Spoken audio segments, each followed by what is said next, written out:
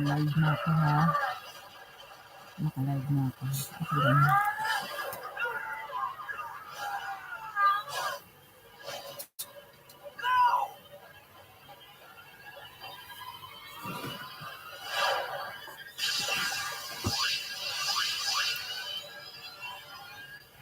Servant of pride, you will now join your brethren. You got that right.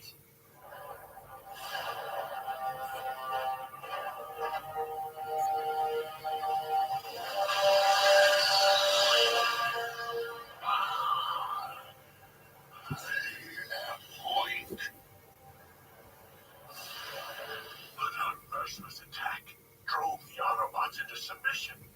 They fled for their very sparks. A victory over unworthy opponents, especially one that did not result in their demise, is far from an achievement. Clearly, our improved state is not enough to accomplish the deed for which I have come. For that, I shall require a much greater instrument of destruction. How is this happening? I mean, we put out a call inviting refugees back to Cybertron, and Unicron's the first in line? Not to mention those Predacons. What have we come home to? What are we supposed to call them, huh? Megacron? Unitron? Really? That's your biggest issue right now? Right. All right. So what's the game plan?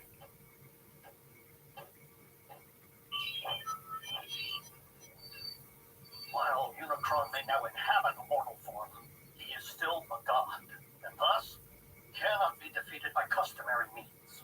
Optimus? Wheeljack? This is Bumblebee. We have an urgent situation. Bumblebee, this is Optimus Prime. Proceed.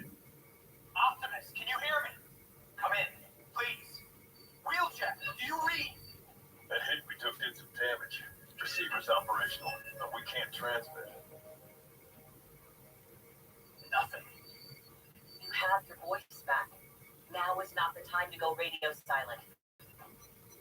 Optimus, in the event that you can hear us, Unicron has found his way back to Cybertron. Repeat, the Chaos Bringer is here, on our soil, in possession of Megatron's body. Wheeljack, ensure that the Lightspeed drive is still fully operational. So what now? I mean, besides hoping Optimus got the message. We figure out why Unicron's here. And what he wants. The big U could have taken Earth behind our backs. Why come back to Cybertron? There would be only one reason, Wheeljack.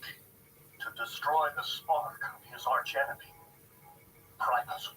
But that's the core of our planet. It isn't fair. How many more times do we have to save a world? Have to fight for the survival of our home? Regrettably, the struggle between creation and destruction. Binawasan na naman ako ng isa.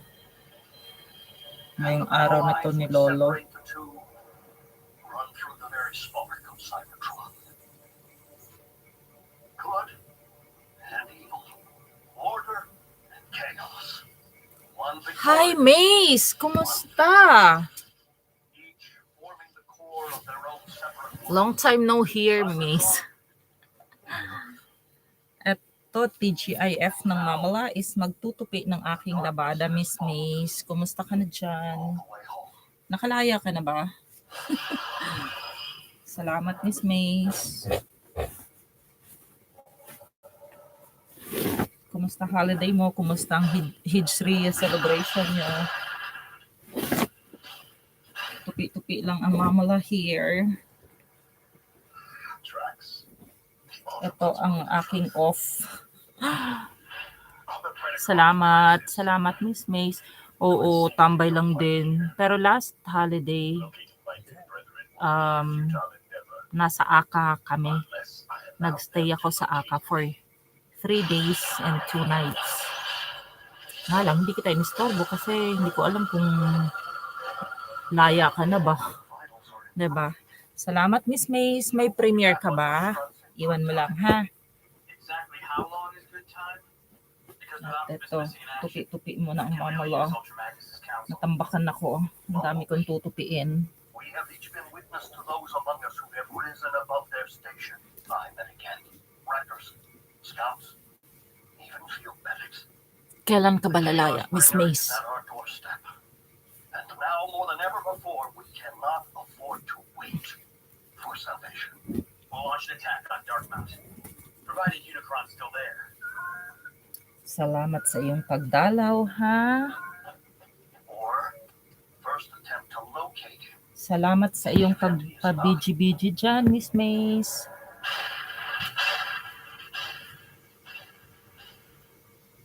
At, salamat. Ay naku, Mace, lagi akong pinag-iinitan ng thunders. Araw-araw, 1, 2, 3 ang binabawas sa akin.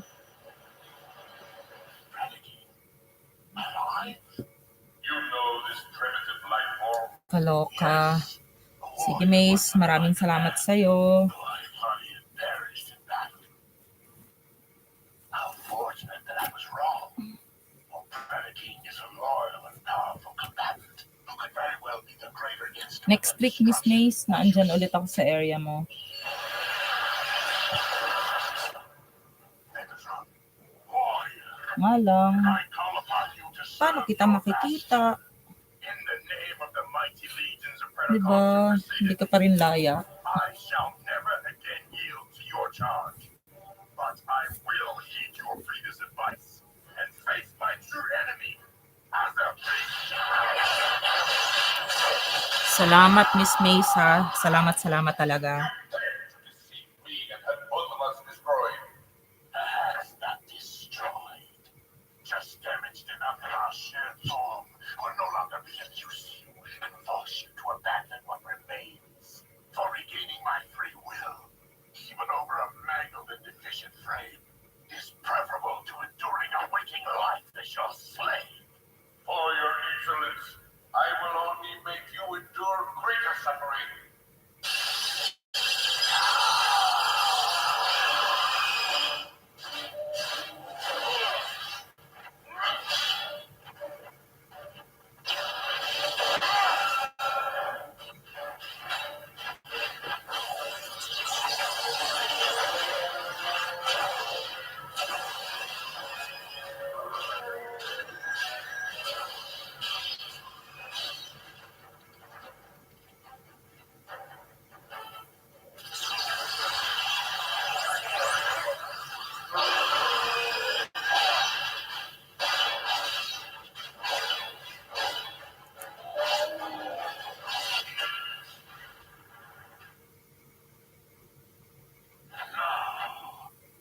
Let us learn more of these mighty legions of which you spoke.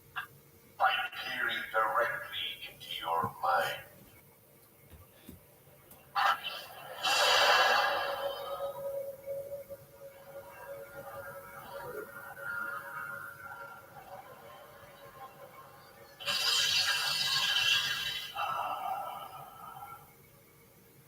I know now what I require to tear this world asunder.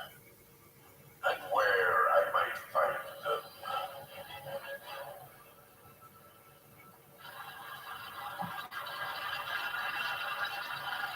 Shockwave, how was your journey? Long. Explain why you have summoned me to the middle of nowhere. Because I have located our army.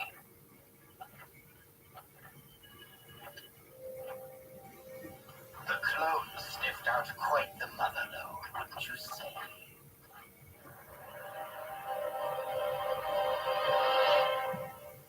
I recommend that we utilize the warship's operating system to search for Megatron's life signal. Doc, that remodel who kicked our tailpipes might have looked and sounded like old Buckethead, but it wasn't him. That much I know. But even if a fraction of Megatron's spark still flickers within his body, the ship's scanners may pick it up.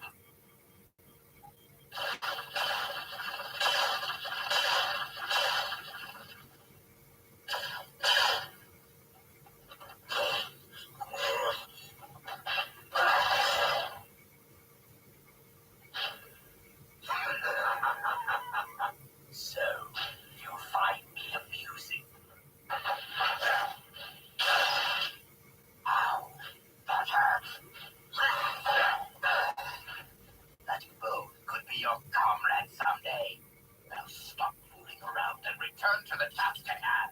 I do find it curious that I am not the only one currently seeking the remains of mighty legions. It cannot be. It defies logic. Lord Megatron. But how? No, what does it matter? Our master is back. That looks far more imposing than ever. My liege, rest assured we have been working tirelessly in your absence to build an army powerful enough to conquer Cybertron. I do not wish to conquer this world. I wish to eradicate it. Apologies, Lord Megatron. I can't say that I'm following. Silence! Your master is under my control. I am the destroyer of worlds, the bringer of chaos, and the lord of the undead. Unicron. I say we show the lord of the undead what it's like to be unliving. Rip them to shreds.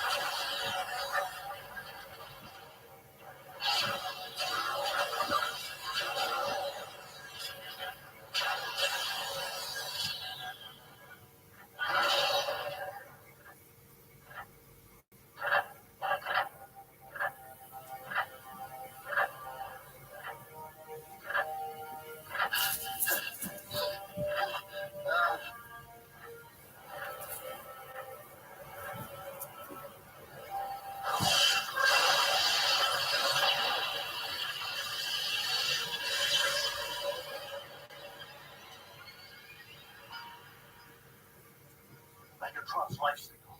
So somewhere inside that new body armor, he's still alive? He's perished and returned before. A phenomenon no doubt aided by the blood of Unicron. Salamat, Miss Mace. The coordinates indicate he's left Darkmount. Triangulating his exact position. You were there earlier today. Predacane's refuge? Unicron's retracing our steps. Whoa, wait. What Alpha Trion's beard is that? My legions, arise and burn this world with your planet fire.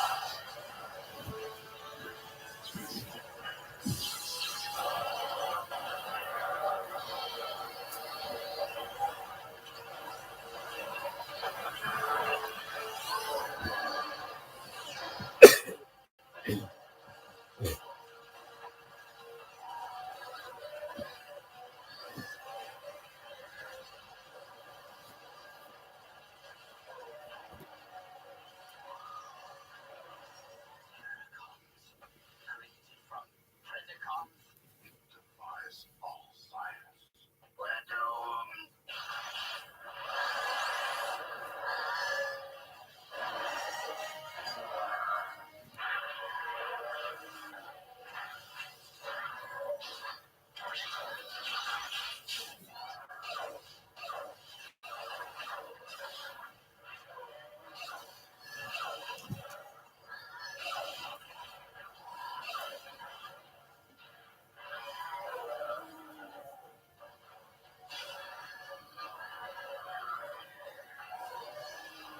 Given that we are dealing with Unicron himself, the energy mass can be only one thing. Dark Energon. For what purpose? We all saw it. The valley was filled with ancient Predacon bones. Unicron's raising an undead army. One currently traveling across the Hydrax Plateau towards the Well of Allsparks, the most direct route to Cybertron's core. And Primus.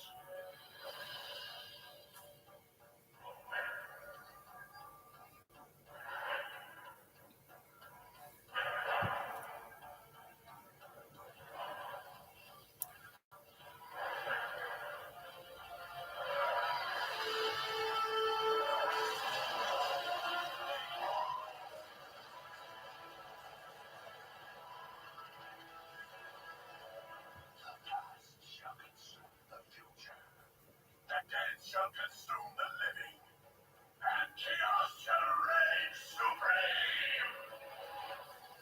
Unicron clearly seeks to access our planet's core from the same point of entry that we used to restore it. No doubt with every intention of undoing our efforts. So what do? We put ourselves between Unicron's army and the well. Our strongest assets are this warship and whatever relics might be stored in its vault. Last time I looked, just the polarity gauntlet and the immobilizer. Hopefully the genuine article this time. I'll round up the secret weapons. Bulkhead, think you can pilot this ship? Con engineering. User-friendly, right? Ratchet, you've given your all to save this world once already.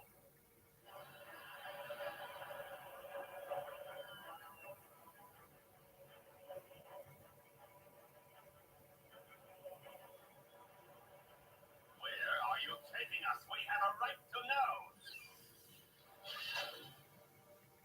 Greetings, fellow Decepticons. Starscream, thank the stars! We finally escaped this dreaded ship. No, Doctor. We must, in fact, take the ship. By whatever means necessary.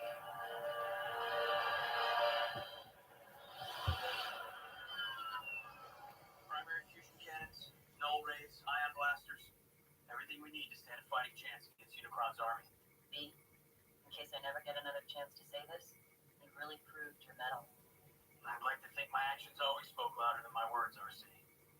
But it didn't hurt to watch and learn from the best. What would be nice if Optimus showed up about now? I was referring to a powerful little two-wheeler I know. Autobots, surrender this warship.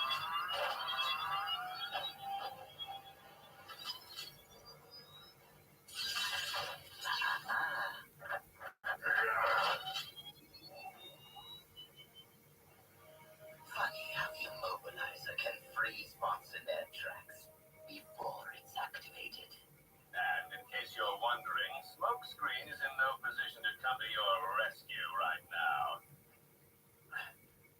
Scrap. Skylinks, look. One of us. Indeed, Darksteel. Most likely our predecessor.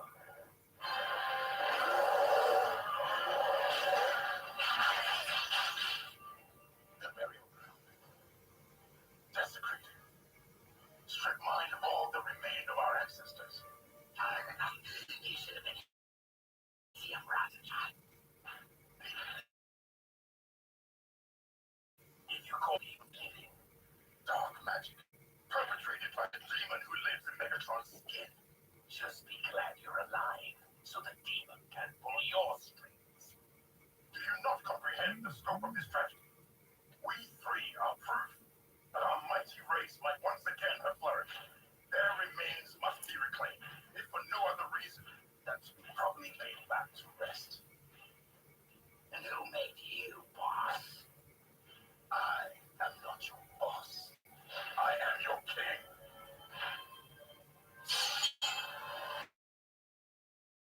Scream won't. He needs us if he's gonna stand any chance of surviving Unicron. You misunderstand. I do not intend to use this warship for battle, but for quickly getting as far as possible from this doomed planet. Earth would be nice, now that Unicron no longer seems to be calling it home. Shut up, you! Now, move away from the controls, Bulkhead, or get stiff. There's just one thing you've overlooked, Scream. That device you're holding? Not the immobilizer. What? What do you mean?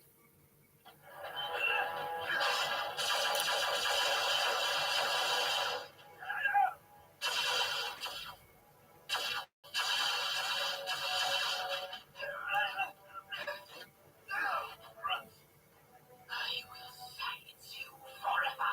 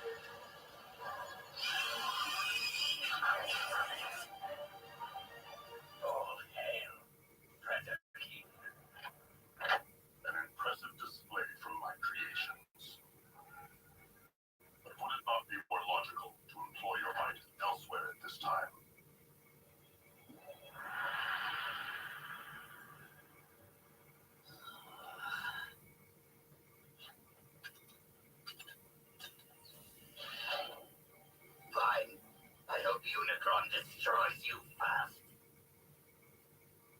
Why'd you do it, Knockout? Why'd you turn against Starscream? Even if I'd helped him seize this ship, he would have probably just fired me out of the first airlock. No, that is rude. Are we there yet? We're right on schedule. And so is Unicron.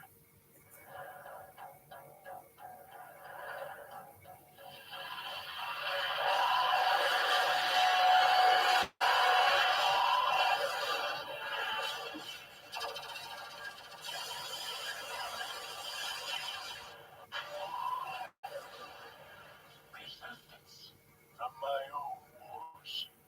Demon Horde, take flight and eviscerate them.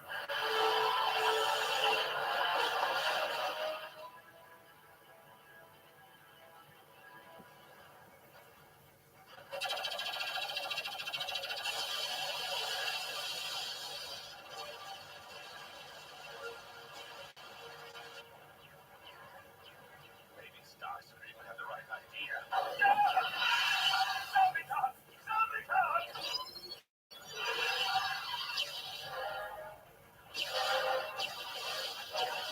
Is it Optimus?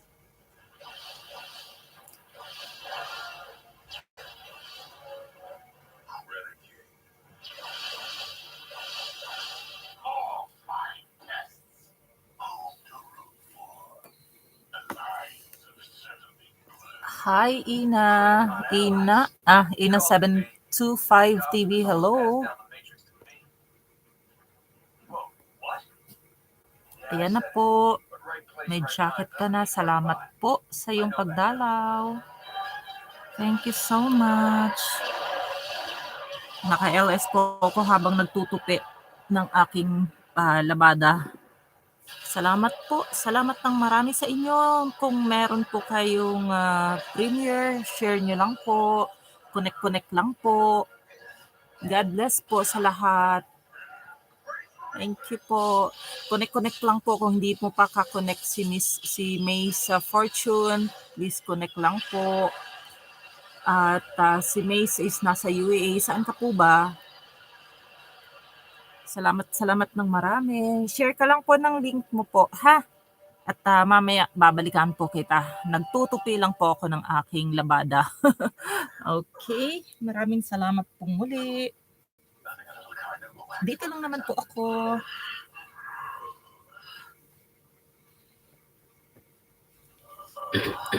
Teka, lumalamig na kaya magme-medyas lang ang mamala.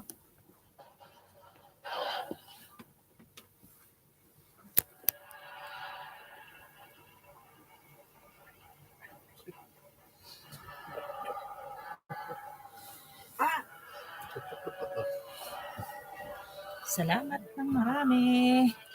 Medyo malamig na po kaya magme-medyas lang po ang mamala.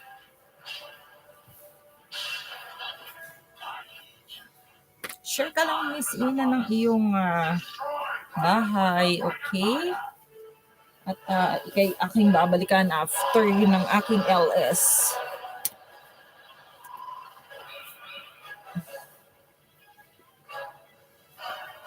We're the last line of defense. I would recommend leaving that to those more suited for the task. Skylines, dark steel, allow nothing to enter the well. Medyo marami-rami na po yung aking tutupiin. Salamat po talaga ng marami sa'yo. Hindi ko po kasi talaga natutupi kaagad ang labada dahil nga abala rin ang mamala.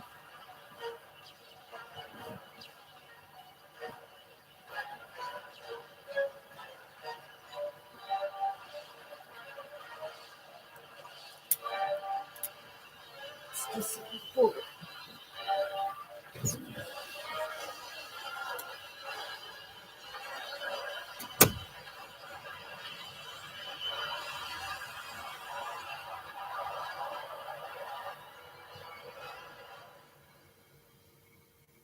Really? This is how it ends? We're not losing our planet. Not without taking Unicron with it. What? Let him hear your resonance.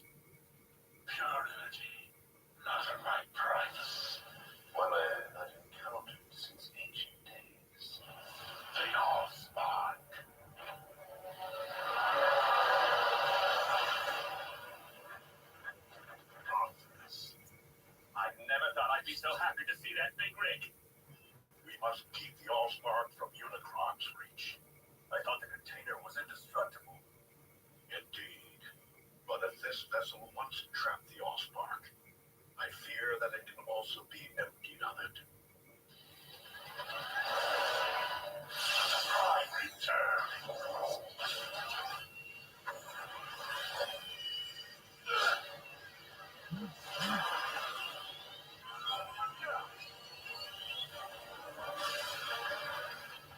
Jerky.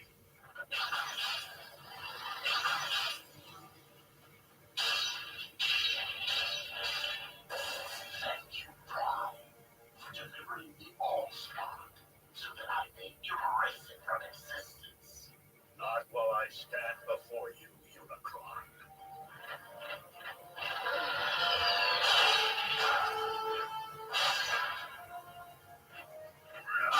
Megatron, you and I once united to save the world from Unicron. We must do so again. Megatron made you. Cannot help you. For he is enduring eternal suffering. Your efforts to protect Cybertron's most sacred relic are futile. My legion is within reach of brightness. You hold planet's very core.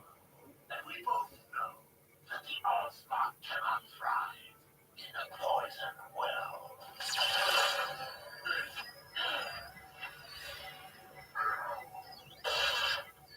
Downside to wearing metal near a polarity gauntlet, you're subject to the laws of magnetism.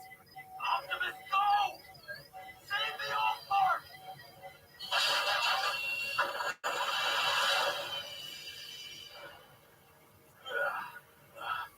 I've been worse. So how are we gonna get that thing to safety? By the only means available to us, under these most dire of circumstances. The very survival of our species upon this or any world depends upon it.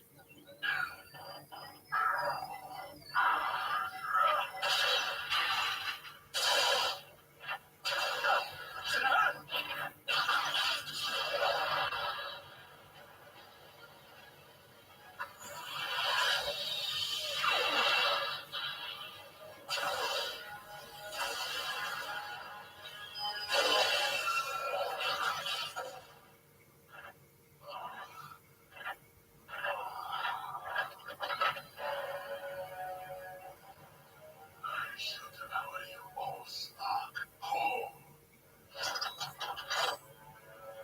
What? A trick?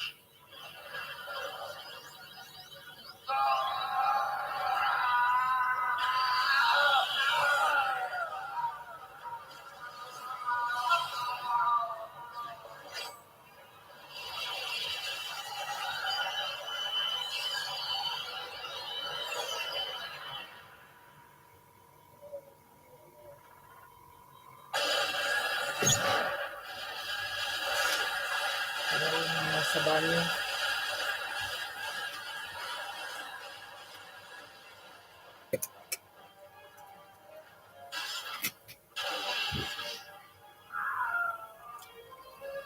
As a being comprised of pure energy, Unicron's anti-spark was culpable to this reliquary of the primes.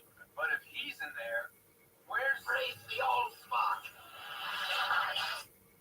Master, you are alive! Indeed.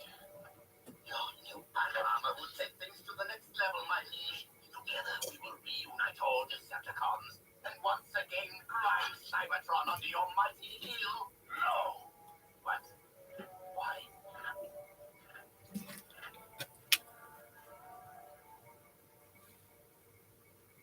Because I now know the true meaning of oppression, and have thus lost my taste for inventing it. You've clearly been traumatized, Master. A good power down and a stroll around the smelting pit will put you back in touch with your inner warlord.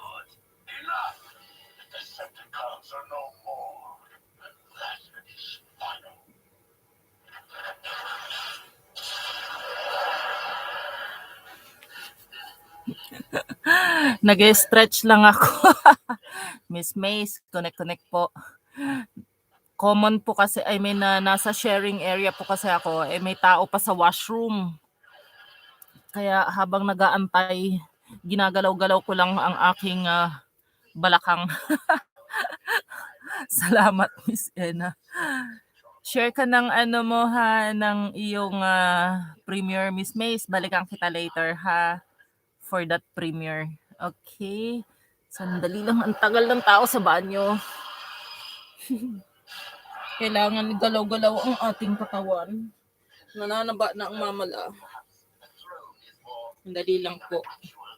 Dali, naabangan ko lang yung tao sa banyo. I am not here to see thrones. Stop. I want to settle scores.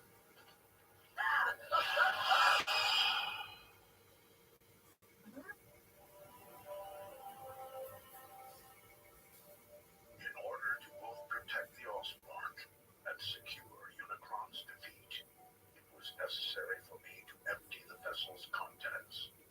Into where? The matrix of leadership. As such, my own spark can no longer be separated from the multitude of others within me. Are you telling us? Dito pa rin ako, nakaabang. What the Allspark? May tao pa rin sa aming banyo. Someone kicks the... Ang tagal ni Ama. To not return the Allspark to the well would be to prevent future generations of new life from existing on Basta Cybertron. connect-connect lang po dyan ha. My quest Nag-aabang must lang be ako. completed. Optimus. I didn't Meron pa return akong to labada save life, doon. only to lose the one I care May most tao sa about. banyo. Ratchet's restored planets. Dalawa lang po kasi ang banyo namin. We can turn to Vector Sigma, just like we did before. Because the Matrix must now be relinquished. Dalawa lang po kasi ang banyo namin. May tao dito sa banyo. Kung nasaan yung washing machine, may nilalabahan pa ako. Kaloka. So, yeah, connect-connect lang po muna kayo ha. Ay. Ang tagal ng tao sa banyo. Ito po talaga ang sakripisyo sa mga katulad kong nasa sharing accommodation. Ganun po talaga. Megatron has demonstrated on this day. Every sentient being possesses the capacity for change. Mahal po kasi ang upa kaya nagtitiis lang po sa sharing. This of you, fellow Autobots. Keep fighting the noblest of fights. Buti pa si Miss Mace nakatira sa mansyon. 'Di ba Miss Mace? Nakatira ka sa mansyon.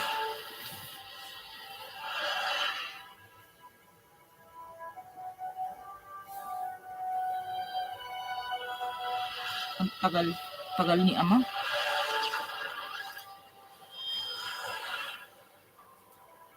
Thank you. At kayo ay patuloy na dumadalaw sa akin. Hindi ko lang alam at hindi ko maintindihan bakit mainit ang dugo sa akin ni Lolo. Araw-araw na lang niya akong binabawasan. Alam niyo, naka-isang taon na ako dito sa ganitong ano. Siguro ang nakaltas ni Lolo sa akin or naburas ni Lolo sa akin, more than 700 na. Kaloka, 'di ba? 700 na sa 800 na yata. Ay nako. Sige lang, chill lang. What to do yan eh. Tuloy lang ang laban. Talaga. Ay nako, ang tagal ng tao sa banyo.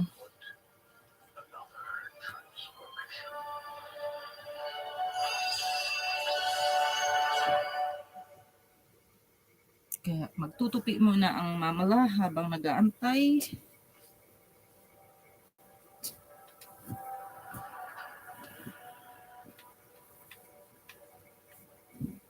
Gabundok din akin tupiin.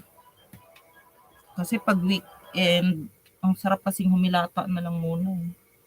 Madaling maglaba, hindi madaling magtupi. Kaloka, di po ba? OMG. Ang tagal ng Ama.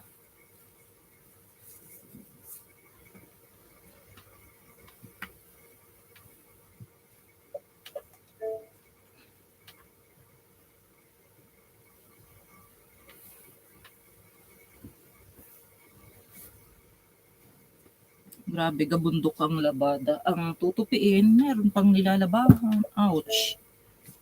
As in, ouch.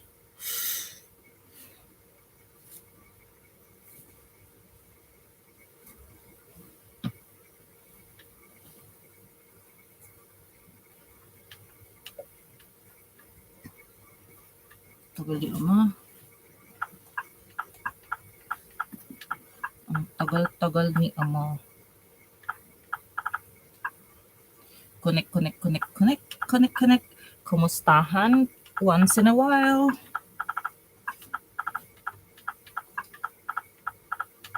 Ouch, ang tagal ng tao sa banyo.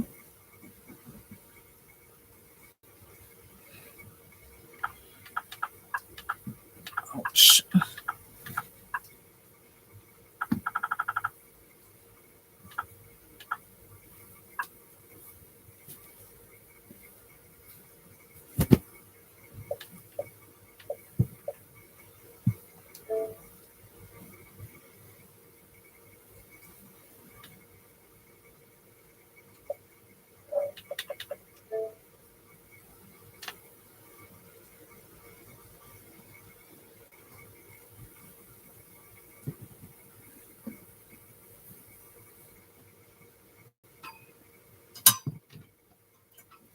Yan, Miss Mace, may tawag nito, may bahay na rin na binaba si Miss Ena 725 TV.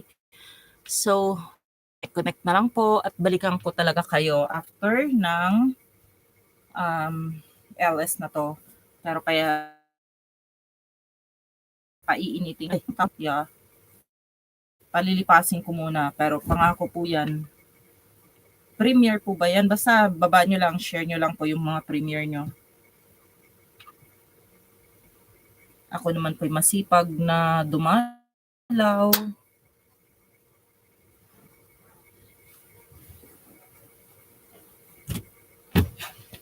Yeah. The Queen's Guard consists of people in red coats and big black hats. Tagal talaga ng tao sa banyo, promise. And rumor has it, Ito they yung are ginagawa just nun. ceremonial. If that's not reason enough not to mess with them, I don't know what is. From withstanding soaring temperatures and managing not to faint, to being strong enough not to react to people, here are 15 things you didn't know about the Queen's Guard.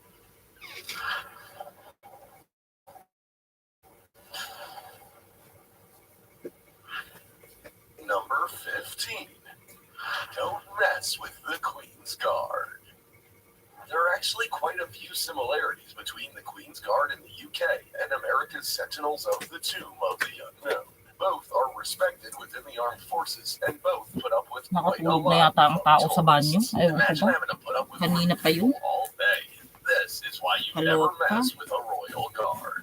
All day, every day, they stand Ayun na. silently outside Lumabas royal na rin. residences, not reacting and not Suwada moving. buwa. Interestingly, their job is to protect the Queen. This job has been given to the Metropolitan Police, so it seems to now be more of a ceremonial practice and something fun for tourists. Even as tourists are trying to make them laugh, poking their tongues out at them, telling jokes, and even flashing them, they remain neutral and unmoving.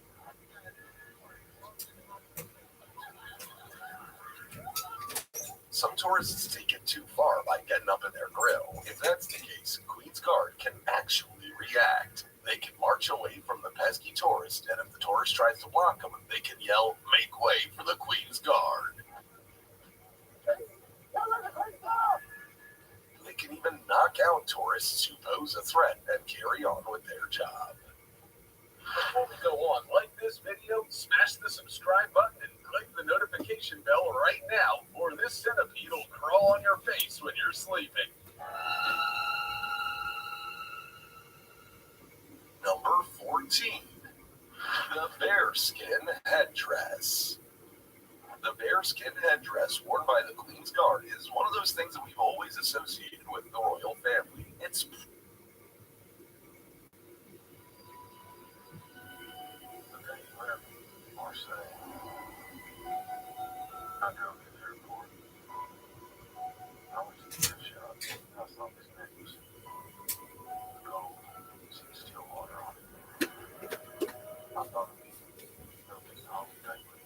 Yan. Yan, salamat. Dikit-dikit lang po. Maraming salamat sa inyo. Yun. Na-rinse ko na rin yung aking labada ulit.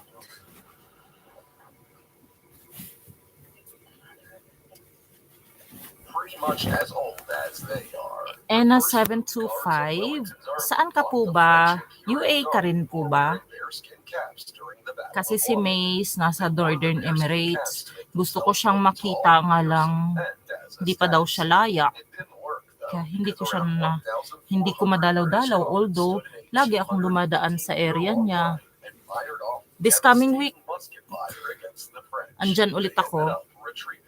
To honor their part of the victory, the British 1st Regiment of Foot Guards actually redesigned part of their uniform to incorporate that bearskin cap, which replaced the hats they used to wear, peaked caps called shako. And that was that. The tradition was set in place. The bearskins you see on guards today are made with real bearskins from the pelt of a Canadian female brown bear, then dyed black. They are 18 inches tall, and an entire bearskin is needed to produce each hat for about 650 pounds each. Number 13. It's challenging to join the Queen's Guard. You might think that to become a member of the Queen's Guard, you just got to apply for a position they advertise online. But have you ever seen the Queen advertise for some new guards? Yeah, unlikely. It's a bit more complicated than that. Your supermarket security experience also won't let you the gig. Remember, the Queen's Guard is essentially a military organization. You have to pass the British Army Recruit Battery Test, which tests logic and smarts. It would also help if you were quite tall. That's not the end of it either. Don't accept it, God. It's not good enough. It's not right. You've got to be a British or Commonwealth citizen and specify whether you want to be in the infantry or cavalry. There are Grenadier Guards, Coldstream Guards, Irish, Welsh, and Scots Guards within the infantry. Within the cavalry, there's the Life Guards and the Blues and Royals. Depending on how old you are, you then go to 36 weeks of basic training or 49 weeks at AFC Harrington. When or if you finally become a Queen's Guard, you then got to be ready to see active combat if the government ever required it of you. Number 12. They earn quite a lot. When you see how much security guards in the United Kingdom earn, which is under $30,000, you might think that the Queen's Guard is on a little bit more, but not by much. After all, they just have to stand there all day wearing a funny hat and a pretty cool jacket, so it's not back-breaking labor, right? Well, I hope you're sitting down because this is going to blow you away. The average Queen's Guard salary in the UK is £100,000. That's a little over 140,000 US dollars. They can also earn anywhere from 80,000 to 129,000 pounds. According to the Telegraph, they won a pay dispute after filing a claim against Scotland Yard. The claim mentioned something about special escort allowances, so they're basically some of the highest paid royal employees. To be fair, I want to see a decent wage if I had tourists thinking they could mess with me all day. Other royal employees are much worse off, like the IT training administrator working for the royal family, who will only have a starting salary of £22,000, and retail assistants will get about £9 an hour. Number 11. Changing the guard is a big deal. Changing shifts at most workplaces is no big deal. You usually grin and wave as you watch someone having to take over your job while you go home to relax. But if you knock off work, how absurd. There's even a website dedicated to how the process plays out and how you can view it. Yes, connect. Salamat sa inyo. Changing of the guard at Buckingham Palace, St. James Palace, and Wellington Barracks. Precision drills and bands play to mark the occasion, and hundreds, if not thousands of people turn up to see the shift change. The old guard performs a march with musical support from St. James Palace, and the new guard is led by a regimental band from Wellington Barracks. Then there's a ceremony on the Buckingham Palace forecourt that lasts for around 45 minutes. I'm sorry, I don't think I can handle doing that every day as an employee. Imagine having to be part of a parade that went for almost an hour at the end of every shift. That's insane. Try not to faint in the heat. Every time a heat wave hits Britain, members of the Queen's Guard are probably saying one thing in their head as they're marching in 100-degree temperatures. Don't faint, don't faint, don't faint, do not faint. And you can see why. When the temperatures are so hot, they've got to march while wearing a thick jacket, a giant hat made of fluffy bearskin, and thick wool trousers. That's the perfect uniform for the winter months, but an awful one in summer. So it's not uncommon that they faint. All soldiers are at risk of fainting in the heat. According to the Royal Army Medical Corps cardiologist, Major Ian Parsons, standing for prolonged periods can also put you at an increased risk. Then you add the heat and uniform, and it's a recipe for fainting. Because of how common it is, most soldiers are given advice on how to avoid it. Eat a good breakfast, drink lots of water, and wiggle your toes. People won't see you wiggling your toes in your shoes, and it helps keep the blood flowing. According to British Army research, exercising in the heat may also help, as will eating more salt during those skyrocketing temperatures. Number 9. Women can serve with the Queen's Guard. Anytime you see a guard, it's a man. We never question it, but men have always held this role. Well, up until 2000 at least. In 2000, the Australian Federation Guard performed public duties in London for 4 weeks, and they had several women in their numbers. One included the first ever female guard commander. In April 2007, the first serving women of the British Army served on duty. Wow, salamat naman sa inyo. Kakatuwa. At basta connect lang po at pangako ko po mamayang konti. Dadalaw din po ako sa inyo. It's one of the main things that doors are supposed to be able to do. That's why the locked doors of the world intrigue us. But there are some doors that aren't just locked for the sake of it. Ang There dami are ko some pa pong doors that tupiin. must never be opened or can't. These are mysterious doors that can never be opened. Number 15. Padmanabha Swami Temple. The Padmanabha Swami Temple is a hot spot for supernatural activities in India. It was built in the 6th century AD, and since then it has been reformed by the Travancore royal family. It's important to note that the Salamat Travancore talaga are sa believed to be inyo. the direct descendants of a saint, which gives them a lot of Ang mystical mahalaga power. In eh, 2011, a group of 7 men basta decided to connect lang excavate po. under the temple Ako to po'y look for a naandito po secret treasure palagi believed to at be ako there. po'y They dumadalaw po talaga discovered 6 palagi. huge vaults protected by Alam ni Miss strong Mace doors yan. made out of iron. What they found inside was greater than what anyone could have ever imagined. There were hundreds of bags full of ancient gold coins, diamonds, gemstones, jewelry. There was one door that remained unopened, though as hard as they tried, nothing was moving. Very quickly, everyone involved in the expedition realized that they should have never opened these doors. The leader of the group died prematurely months later, and an observer tragically lost his mother soon after. These men were cursed. Legend has it the last door couldn't be opened because it was sealed by sages using Naga Pasam mantras, aka serpent noose. That means no amount of power tools will ever open it. There's one person that knows what is inside that vault, a living descendant of the Travancore family, but he has sealed his lips forever. If you like this video, smash the subscribe button and click the notification bell right now, or this centipede will crawl on your face when you're sleeping. Number 14. Emperor Qin's Secret Tomb. Emperor Qin's underground mausoleum was discovered in 1974 by 5 brothers. Guarding the actual tomb were 7,000 terracotta warriors to protect their master for all eternity. And at the gates of the chamber, traps were made that would fire arrows into anyone who dared to enter. With such a display of aggression, would you still go inside?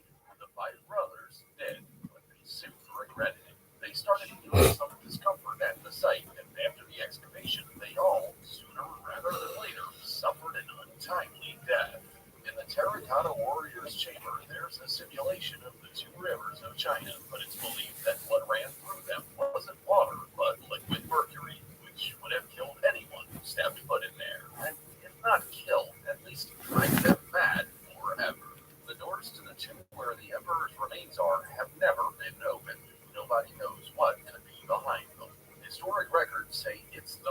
tomb of all time. They say inside it there are palaces filled with treasures.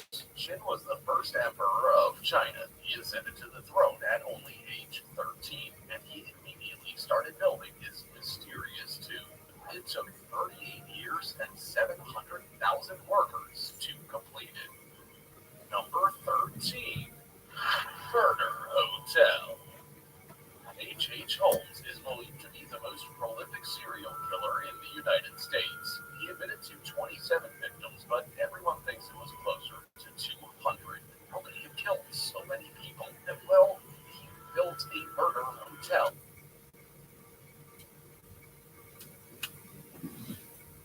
Salamat naman. Ayan.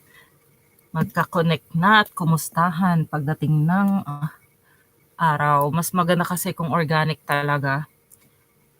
So yun. Kaya ganun talagang ginagawa ko. Binabalik-balikan ko po talaga kung sino po ang nasa aking maliit na kubo. Maraming salamat po talaga sa inyo.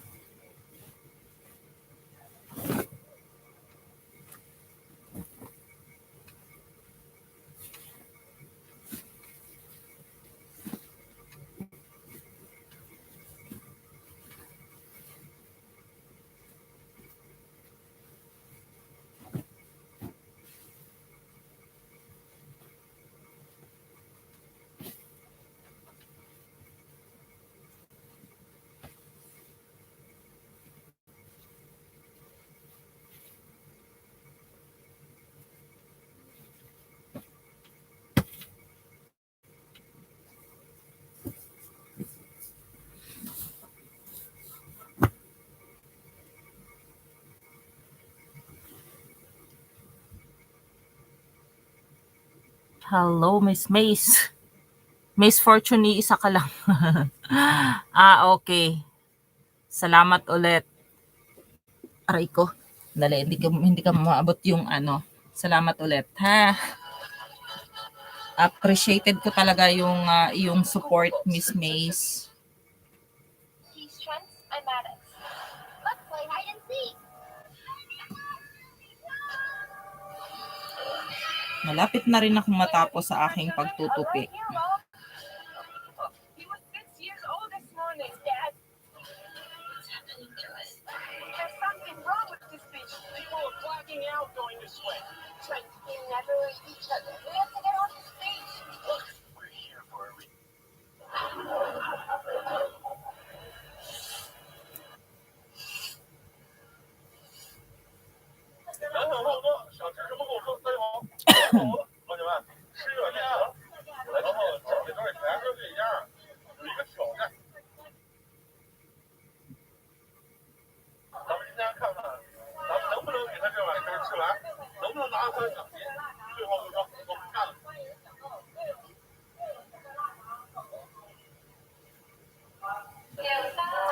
Hello, Miss Rowena Kuwait.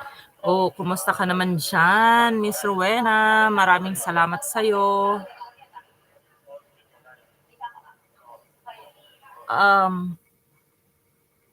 Yes, connect lang po. At kumusta ang inyong Hidsri dyan? Hidsri celebration sa Kuwait.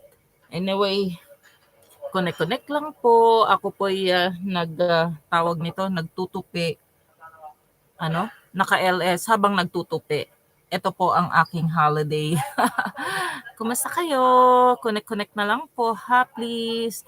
Maraming salamat, Miss Rowena. Okay.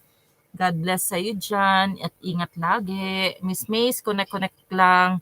Si Miss Rowena ay nasa nasa Kuwait. Yay! Salamat sa inyong lahat. Yes, maraming salamat. Malapit na rin ako matapos sa aking pagtutupi. At malapit na rin matapos yung aking labada.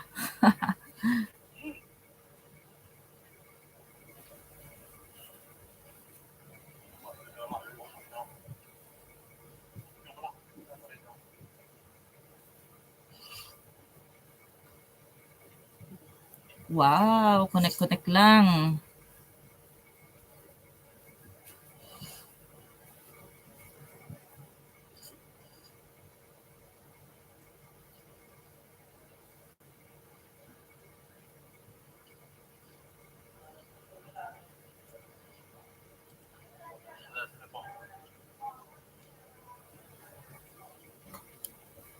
Yan, connect lang po kayo sa isa't isa. At ako po talaga natutuwa po sa inyong lahat at kayo po ay patuloy na dumadalaw kay Mama La. God bless po sa inyong lahat.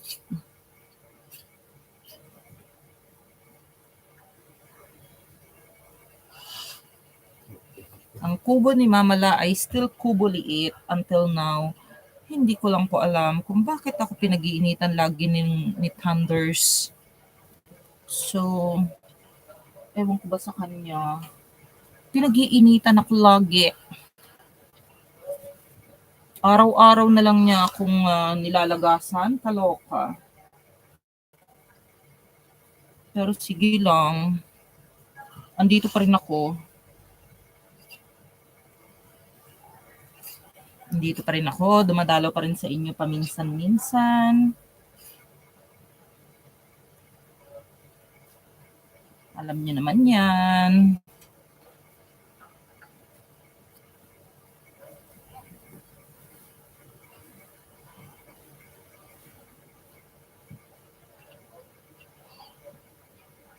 Wow.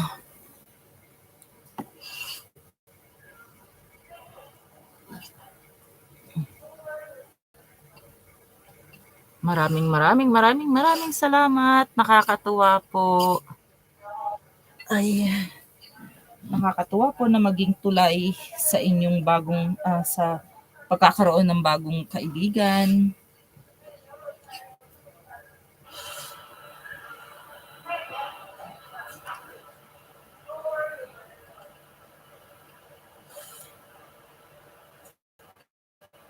Yan, salamat daw, according to Miss Mays.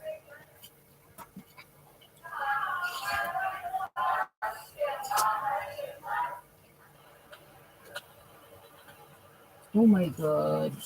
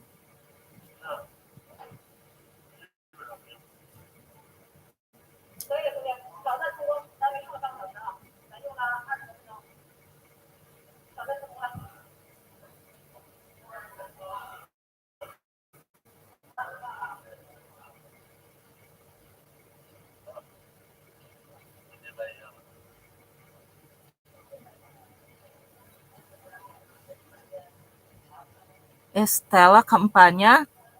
Hello. Kumusta po? Yes, salamat po sa pagdalaw. Share ka lang po ng iyong bahay at iyong premiere. Ayan, connect ka rin kami sa Miss Ena 725 at kay Miss Rowena. Okay, connect lang po. Miss Stella, balikan po kita ha after some times. Okay? Salamat sa iyong pagdalaw. Salamat. God bless po talaga. Thank you. At nakakatuwa po kung ako po ang magiging tulay ng inyong pagkakaibigan. Maraming salamat po. Yes, ako'y hindi pa rin po tapos sa pagtutupi. Pero I'm almost done. Maraming salamat po. Yan.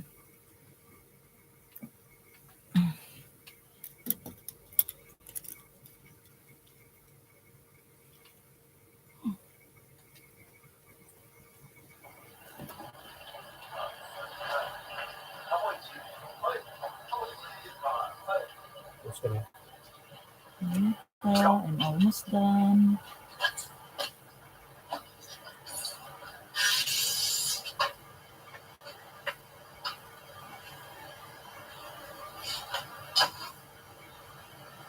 Hindi ko lang po sure ha kung si Miss Ena at 725 TVE na andyan pa rin. Pero sige lang po, connect lang po kayo. Nag-iwan po siya ng bahay dyan. At connect lang po. At ako po talagang nagpapasalamat po. Mrs. Stella Campanya, sorry ha. Stella Campanya, ngayon lang ako nagsuot ng salamin. Balikan po kita ha. Ito, in-screenshot ko na. So balikan po kita, mukhang hindi pa ako nakadikit sa'yo, kaya balikan po kita, ako po yung nangangako dyan. Ha? Connect lang po. Si Miss Rowena, nasa ano po yan, nasa Kuwait. So connect lang po. Saan ka po ba?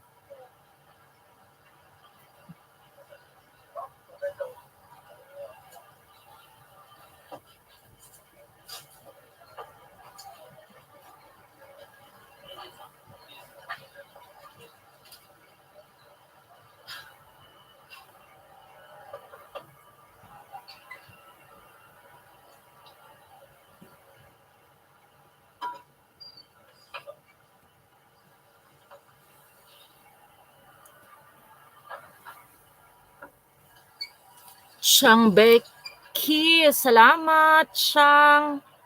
Ayan na po, may jacket, please. Connect lang po. Ayan, maraming salamat po. 4,000, 4 million in the house. Please, connect lang po. Ha, salamat. Ako po'y nagtutupi pa rin dito. Pangako po at ako po'y magbabalik sa inyo. Okay. Siyang Becky, may ano ka na po, may jacket ka na po. Ang sakit na rin ng aking likod. Malapit na matapos ang aking gabundok na tupiin. At magsasampay after.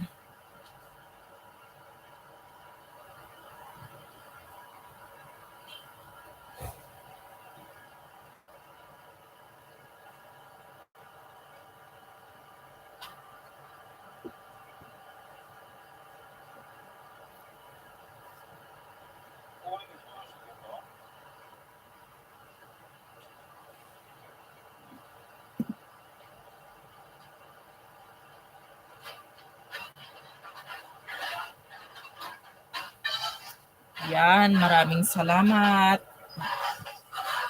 Organic po yan si Miss Rowena.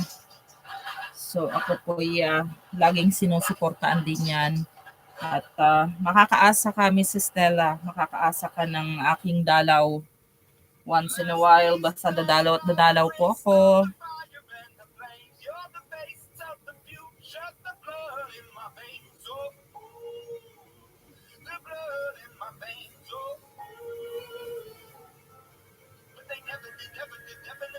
Siyang Becky, maraming salamat sa iyong pabiji-biji dyan. Connect lang po.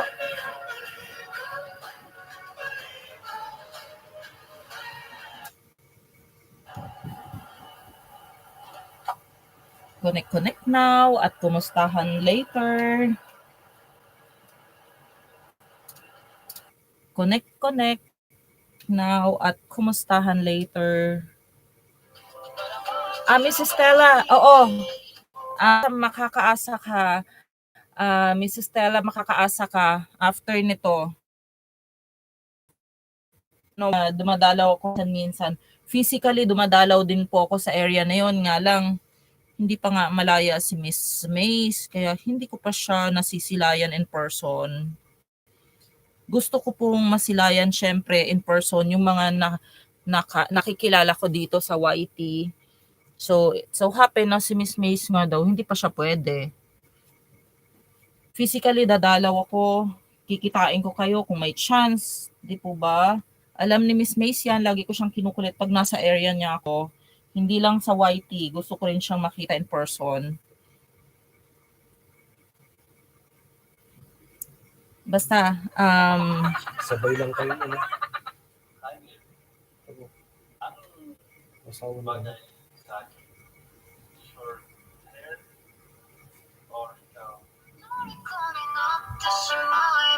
Asawa na, sabay lang kayo.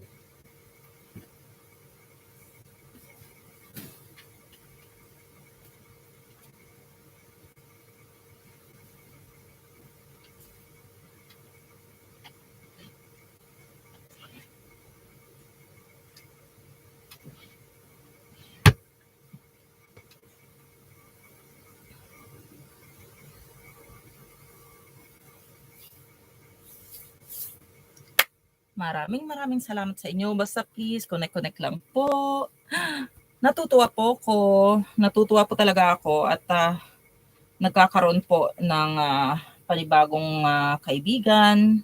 At ako po ang nagiging tulay.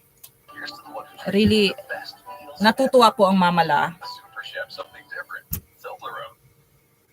Basta Stella, pangako po yan. Siyang Becky, pangako po yan. Babalikan ko po kayo after some times. Hindi agad-agad para, alam mo na, hindi mahalata ng Thunders. At si Thunders ay mainit sa akin. Hindi ko rin alam kung bakit ako pinag-iinitan. Is going to show us how to make it. You need teamwork to flip this burger. We're going to watch the entire process, and I cannot wait to share this burger with you and take that massive bite. But it's going to be a lot of fun, and the burger, not only is it supersized, but it looks extremely delicious. It's actually pretty stable.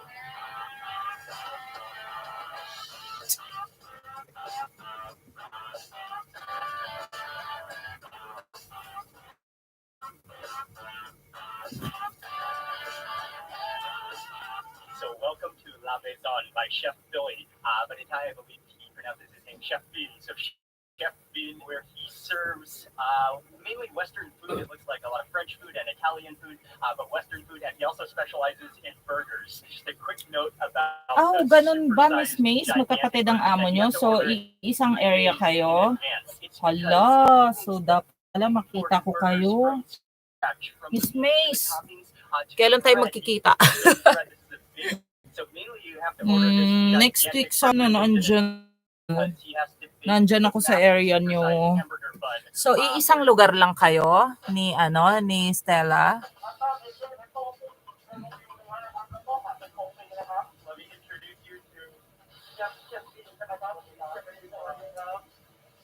I wish na magkita tayo. Pag nagkita tayo, may pasalubong ako sa inyo. May pasalubong akong pangpaganda sa inyo.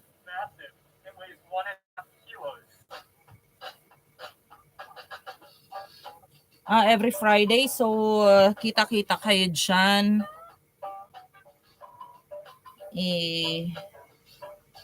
Sana makita ko rin kayo in person, no? Hindi lang sa YouTube. Wish ko yan, di ba, Miss Mace, noon pa.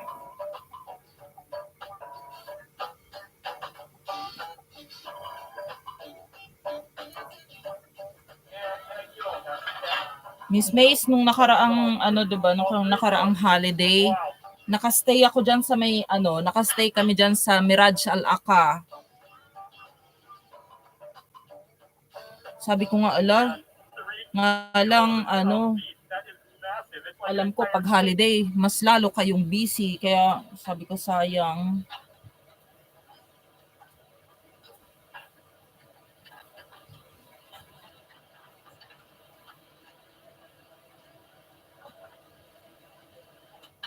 Tung darating na week, andyan ulit ako, Stella and Miss Mace, andyan na ulit ako sa area nyo.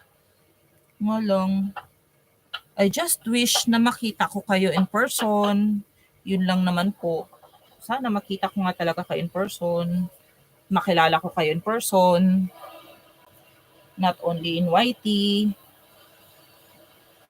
It takes up almost the entire griddle. It's huge. burger in shape, in form, is a feat of engineering in and of itself. And then also on the hot griddle, chef is making Pag up nakita ko kayo in person, may sauce. pasalubong ako sa inyong pampaganda, Miss The burger is Mace at also Miss so Stella. big that it has to cook for 30 minutes. Nakita ko kayo in person. Kailan kaya? Kailan We're only kaya? 5 minutes in and my Ha? mouth is already starting to water. You can just hear the oil hissing, the fatty juices coming out of that burger meat, that minced meat. So Kailan good. ko kaya kayo makikita? Chef is also going to get started on our other dishes as the burger is Oo nga, Miss Mace. Alam mo, may dala-dala akong pampaganda all the time. Kasi, nagsusupply ako ng di ba sa mga pharmacy nga ako nagpupunta. So, meron akong may mga original piece, pero pinamimigay ko. Hindi naman kasi ako nagli-lipstick. Ayun, sinabi ko na ako nagli-lipstick. So may mga hindi rin ako wala akong nilalagay na colored cosmetics sa mukha ko. So meron akong mga original piece talaga, yung mga sinusuplayan ko diyan sa sa tawag nito, diyan sa mga butika. Meron akong full range dyan sa may Diba na pharmacy, yung Alrazi Pharmacy. Tapos may ilang din, yun, full range doon. Alrazi Pharmacy sa may Diba. Hindi ko naman kasi kayo, paano ba kasi kayo ma-reach? Hindi ko kayo nare-reach. Sana nga, mas bongga pag nakita ko kayo. Meron din akong tina-target dyan sa may Fujera. Lagi ko siyang katsikahan. Hindi ko naman nahuhuli yung kanyang oras. Hindi naman ako nakakapag-stay ng matagal sa Fujera kasi nga, dumadalaw ko, tinahabol ko yung oras ng mga kliyente. So, yun. Oo nga. Kahit Miss Mace, kahit sa gate lang, hindi kayo pwedeng lumabas. Kailan ang uwi ko sa Pilipinas? Nako, ayoko mo nang mangarap. Ayoko mo nang hindi ko alam. Siguro pag okay na ang lahat, wala pang lumalaki na nga ang mga apo ko. Hanggang naiibsa naman yung pagkaka-homesick kasi nga 'di ba? Virtually. Yun. Hanggang na lang, hanggang video calls na lang. Ganun na lang muna ngayon. Tapos wala, puro padala-padala.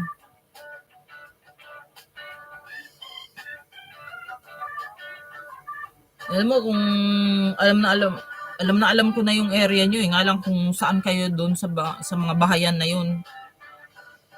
Oo, mahirap pa sa ngayon. Tiis-tiis lang kaysa yung both magsasakripisyo. So na-extend ka dyan. So na-extend yung iyong hindi ka akala ko nga 'di ba sabi mo malapit ka ng lumaya.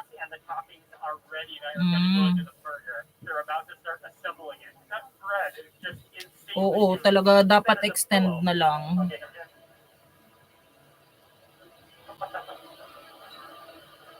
Hindi ko kayo pwedeng halimbawa, ang kulit halimbawa, dadaan ako sa gate nyo, tapos imimiss ko lang kita. Aabutan ko kayo ni Miss Stella ng pampaganda. O 'di ba, bongga? Yun. Tama, mahirap, mas maigi pa rito kahit papaano nakaka-survive. At pag naka-survive tayo dito, nakaka-survive din yung ating pamilya sa Pilipinas. Ang hirap nga 'di ba? Kahit saan mahirap. So instead na umangal, mag-thank you na lang tayo at meron tayong pinagkakitaan. Ganun talaga. Sayang.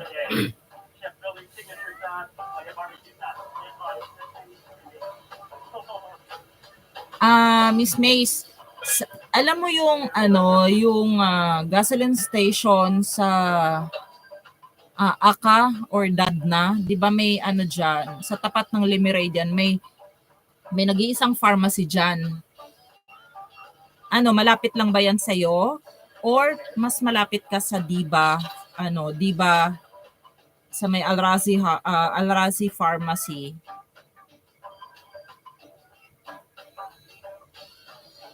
Silosa yung mga amo nyo, hindi, kumbaga mahigpit sila. Aray ko, mahigpit ba sila?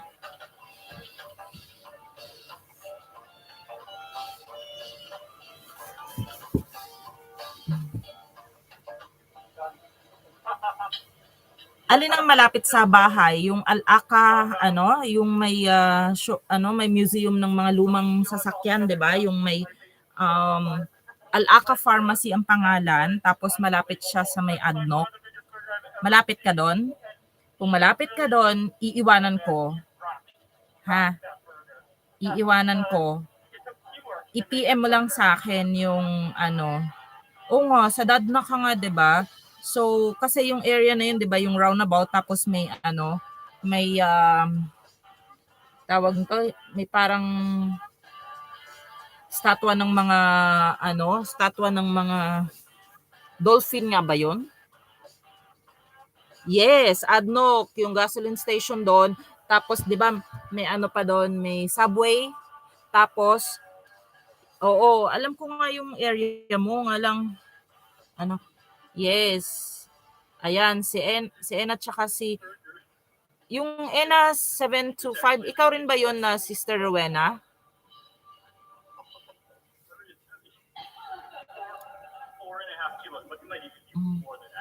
Yung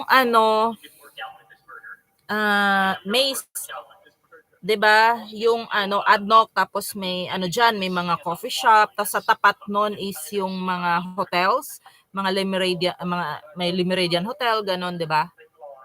Malapit ka doon, may isang pharmacy doon. Ang pangalan ng pharmacy niya is Aka Pharmacy. If you are closer by, let me know, iwanan ko doon. Ha? Pwede mong kunin doon. Ilalagay ko sa clear na transparent na plastic. Tapos lalagyan ko ng pangalan mo. I-PM mo lang ako, ha? Alam mo naman ang messenger ko. Kung makakalabas ka, basta next week, tong darating na week na to, dadaan ako doon. Kung makakalabas ka, ay sayang.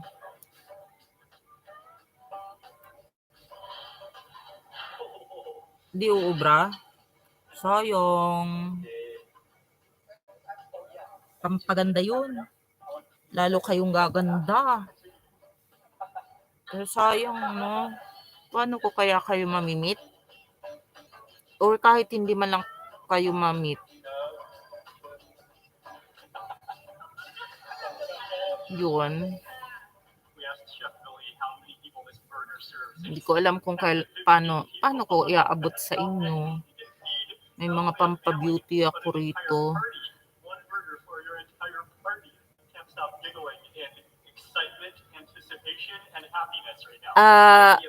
Tawag nito, Mace, ako sa Dubai ako at the moment. Dito talaga ako nakatira. Pero ang area ko nga is diyan sa sa area nyo. Every 4 weeks na andyan ako sa area nyo.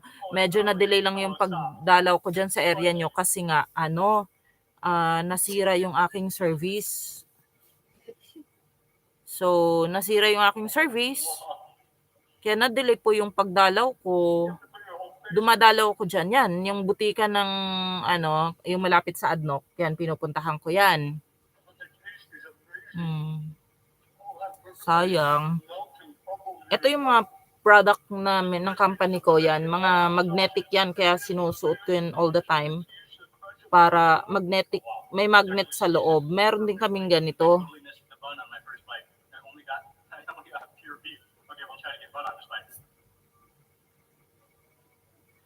3:15 to 4 PM. Sige, try natin kapag nasa area.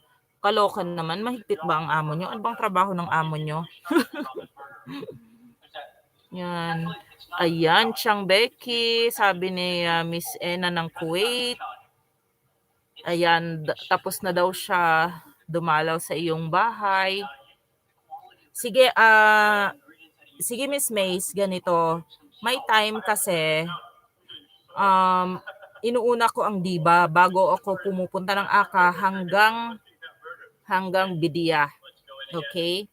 So, inuuna ko si Diba, tapos papunta doon. Tapos pagdating ko ng Bidia, bumabalik na ako, pabalik ng Dubai ulit.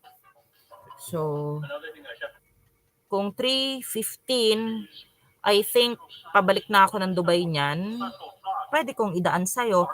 PM mo ako, ha? I-PM mo ako doon sa iyong, sa aking messenger. Ibigay mo sa akin yung WhatsApp number mo. Malay mo at that time,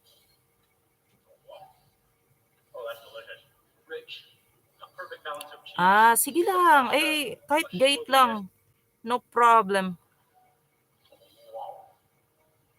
Yes. Ano mo sa akin yung WhatsApp mo sa messenger ko, ha? Para kung ano ang posible kung ano. Kasi may isang box pa ako dyan, no? Pinamimigay ko lang naman yan. Yun, bibigyan ko kayo ni Mrs. Stella. Bibigyan ko kayo. Ayan, Miss Stella, sabi ni Miss Ena ng Kuwait, done na daw siya sa iyong bahay. Sige, Miss, tawag to, Miss, i-PM mo ko, ha, sa aking messenger. Sige, 055-268-5590, miss call mo ko. 055-268-5590. Miss call mo ko.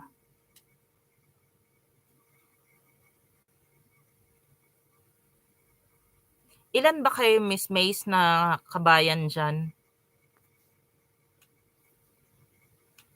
Basta kung anong makuha kong mga extra, mga samples, mga FOCs. Hindi naman siya original piece siya, pero FOC. Pinamimigay ko yun. Sige, miss call mo ako, ha? Abangan ko.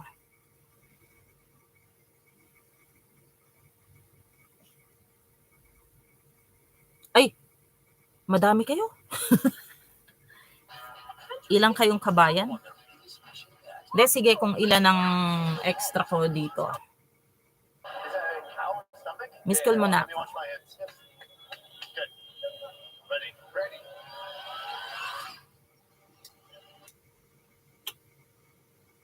Or i-WhatsApp, ano mo ako sa, sandali, ari ko, sige. Dali, ha? Dali.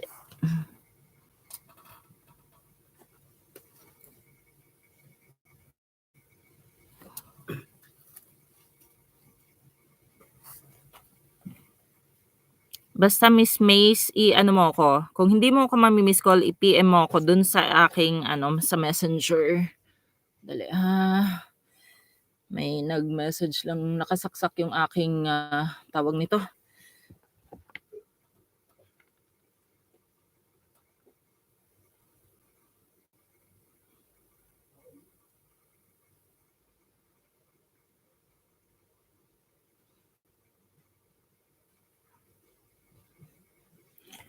Ala, ganun kayo kadami? Sa iisang bahay lang kayo nagtatrabaho? Dali, Miss Mace.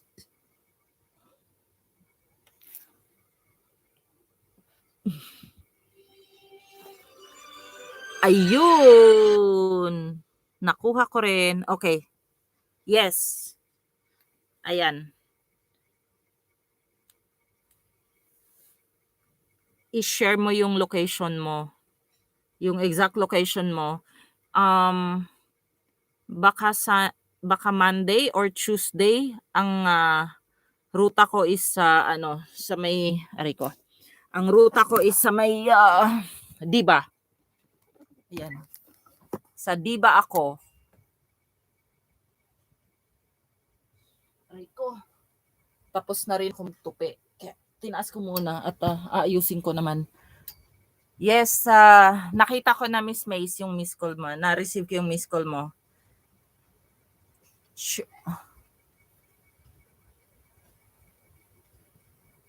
Yes, Miss Mace, nakita ko. Yan o. Yan. So, madami pala kayo dyan. Kaloka, di ba parang fiesta kayo? Yes, iwa-WhatsApp kita, ha? Iwa-WhatsApp kita.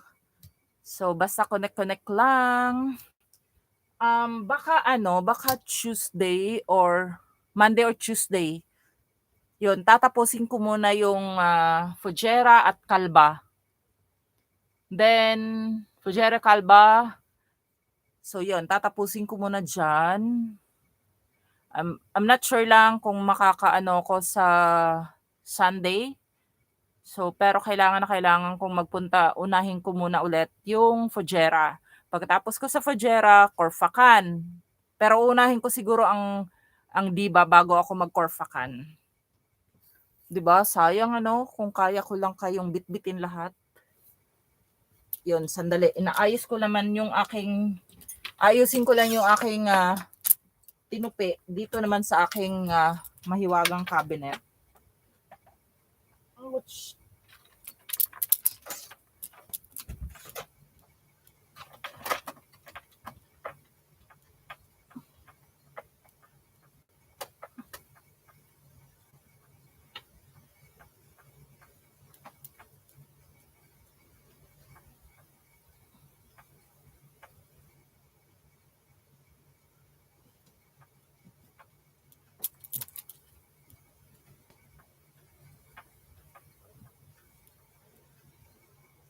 Basta, Miss Mace, asahan mo yan.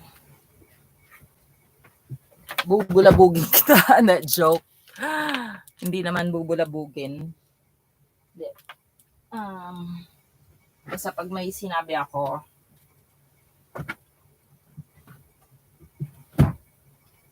online ka naman lagi, di ba? Hindi, sige. Basta pangako ko yan, Miss Mace. Di ba matagal ko nang gustong dumaan sa'yo. Kaya, yun. Siyempre, kapag basta i-message kita. Pangako yan, ha? Ouch. Ang hirap pagka bumabata na, Miss Mace. Nananakit na yung mga kasukasuan. Kaloka. Madali na, hindi. Bata pa kasi ako noon. Noon pa talaga, Miss Mace, masakit na. Madaling sumakit ang aking likod. Kasi nga, alam mo yung bata pa ako, yung nagtatanim ng palay sa probinsya namin noon.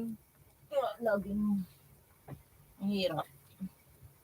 Pero okay lang. Tinitreasure ko yung experience ko when I was in our province. From Leyte ako, Miss Mace. Leyte yung aking probinsya.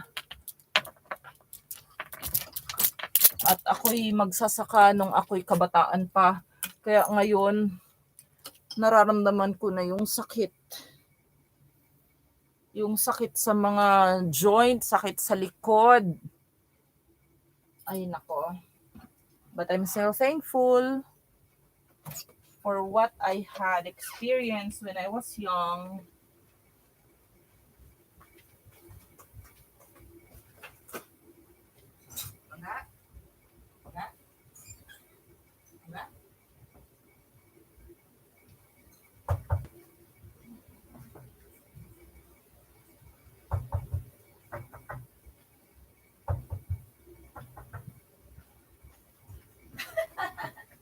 I can hear you.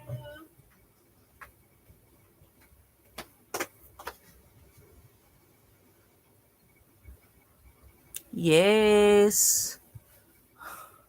Ano, Miss Mays, magsasaka ako when I was young. Ay, Ormoc papa mo? Ormoc is like 4 towns away from my hometown. Hindang Leyte ako. Yun.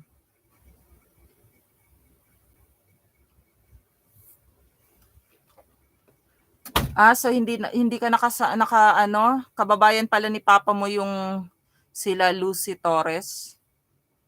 Bisayan dako ako, Mace. Bisayan dako.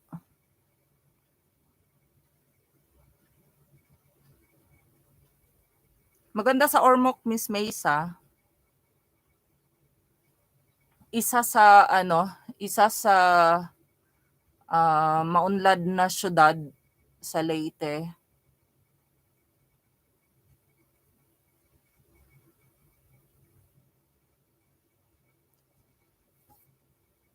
So, maganda siya.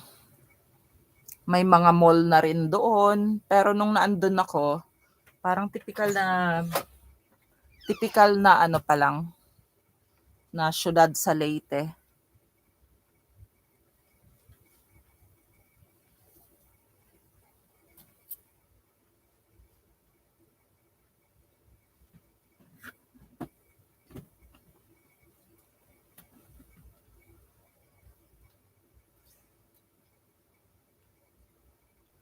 Alam mo, Miss Mace, naalala ko lang, share ko lang sa inyo, nung nasa Leyte ako, 13 years old ako nung lumipat na kami totally sa Manila.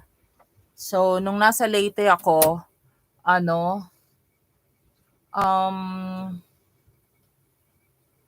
tawag nito, ang pinaka libangan ko.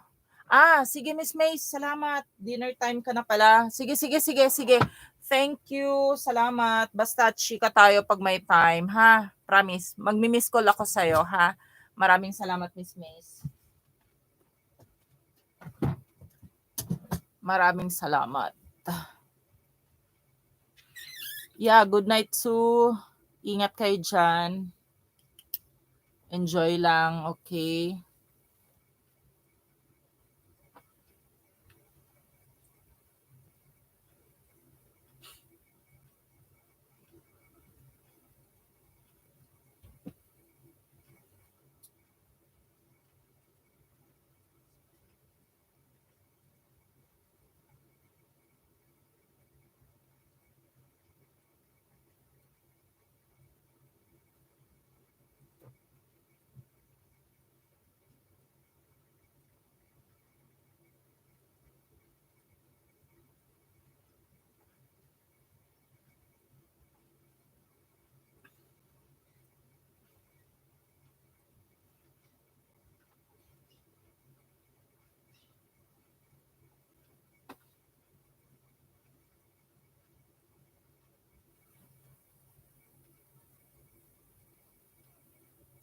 Yes, Miss Mace, appreciated a lot. Thank you.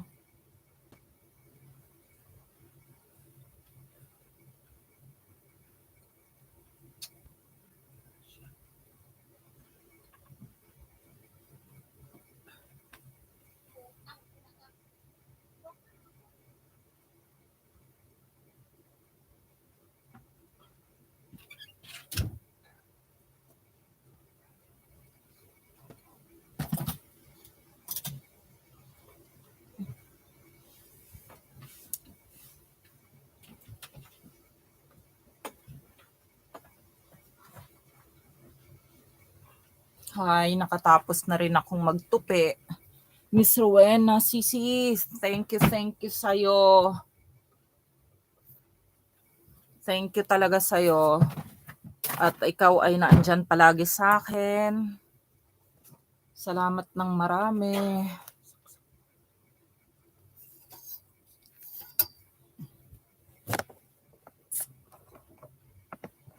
Ngayon naman, magsasampay lang ako sandali.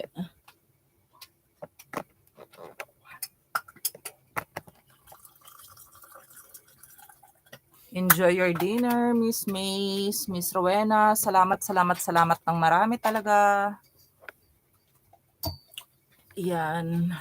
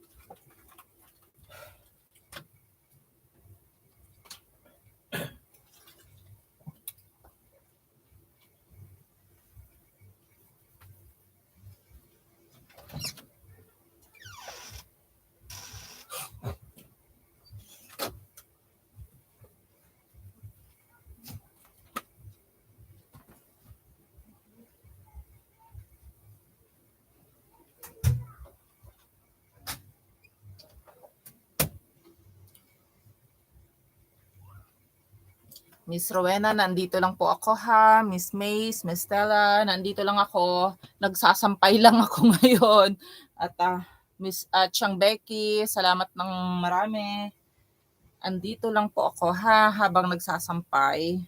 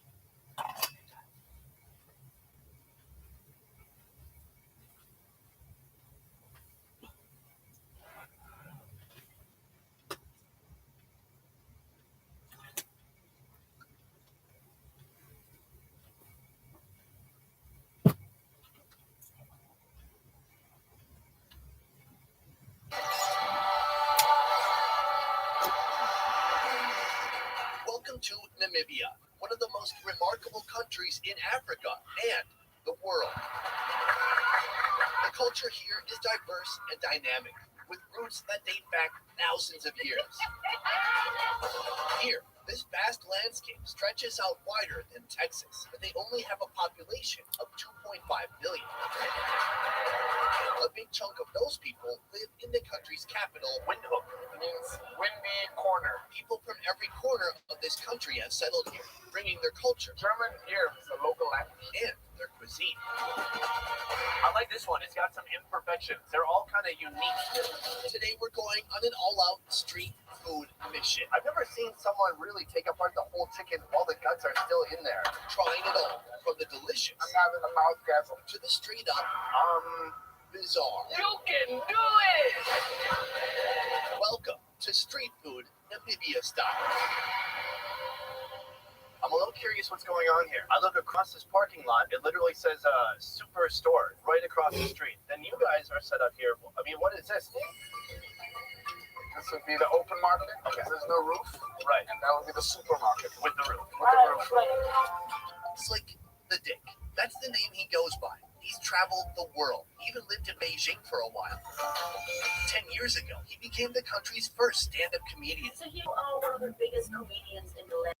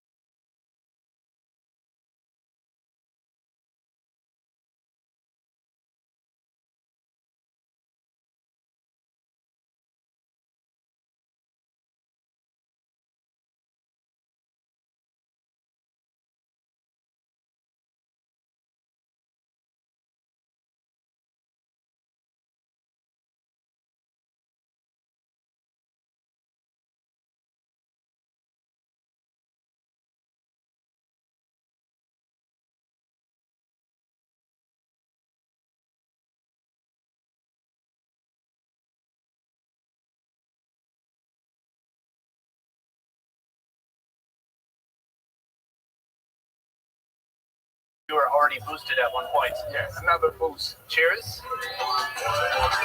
I'm just gonna jump into it. I'm gonna try just some of the egg at first. Dynamite. That's good. That's very good. It's just like a savory scrambled egg, and it tastes like there's salsa mixed into it. Have you had it in this style? Not specifically in this style. I've had it more full-boiled egg wrapped with the liver and a little bit of intestine together. This is like the metropolitan version. Yeah. I'm gonna get some egg now with the liver. I'm down with that. What do you think? The chicken livery can be kind of dry, but You know, with the egg and strawberry. it goes down easy. On the side here too, not mac and cheese. It's mac and mac. We have a barbecue culture. And mac, a little bit of mayo on it. Staple when we're having a barbecue. We call it a fry.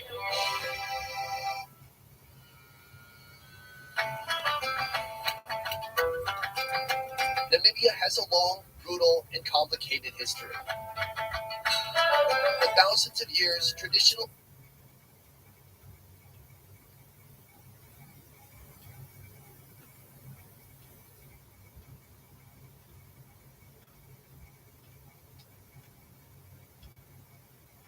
Oh, shit. Oh, no.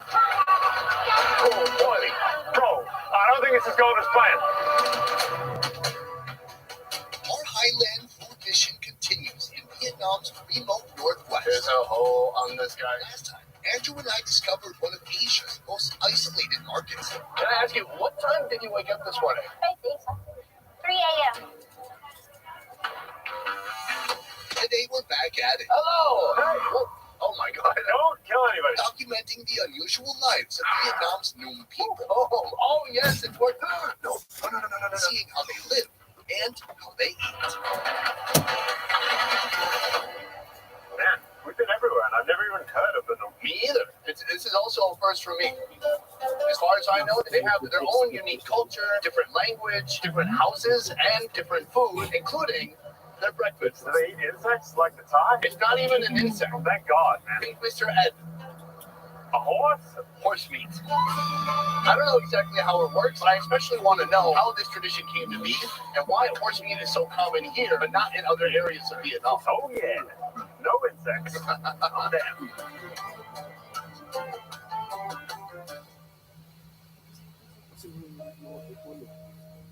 Well, good morning, ma'am. Thank you so much for this incredible breakfast. Before we begin, my first question is, why horse?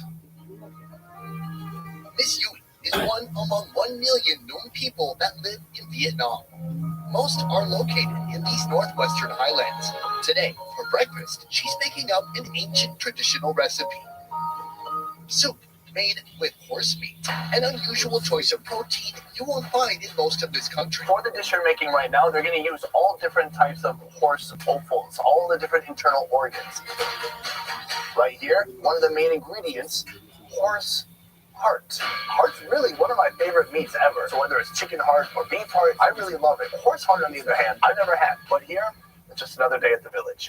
The equine organ meats joined together in a giant iron pot. According to her, this food has been around for generations. How old were you the first time that you tried horse? Lúc nhỏ đấy. She already wants your children. If you asked me, like, how old was I when I first ate chicken, I'd be like, I don't know. Yeah, I don't know. Pretty young.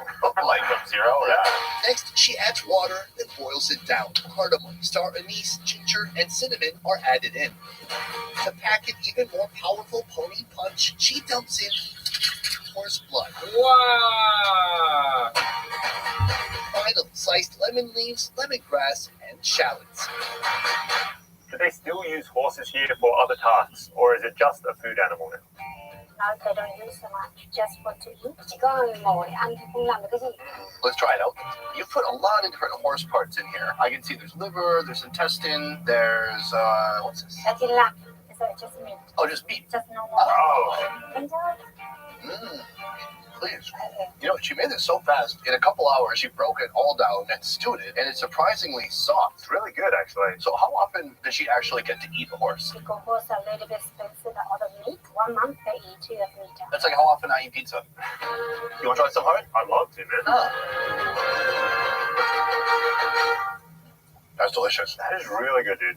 Wonderful texture. Yeah, it's got a little bit of a crunch, but it's not chewy at all. That is fantastic. Can you tell her this horse heart has my heart? Really. Nhưng mà Tiên cũng nói.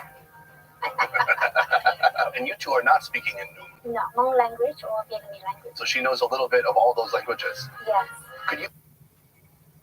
This is a land where innovation grows, a country rated as a strong innovator, where collaboration and partnership thrive. People with a can-do approach ensure that new thinking flourishes in a business environment that nurtures and develops innovative industries. You count to 10 in the Noom language? Dạ vâng. Điều, xuống, 8, 4, 5, 6, 7, 8, câu tiếp. The Noom people in Vietnam largely immigrated from China a few hundred years ago. Different from Vietnam's Thai people who settled nearby rivers, the Noom people tend to populate the more hilly regions.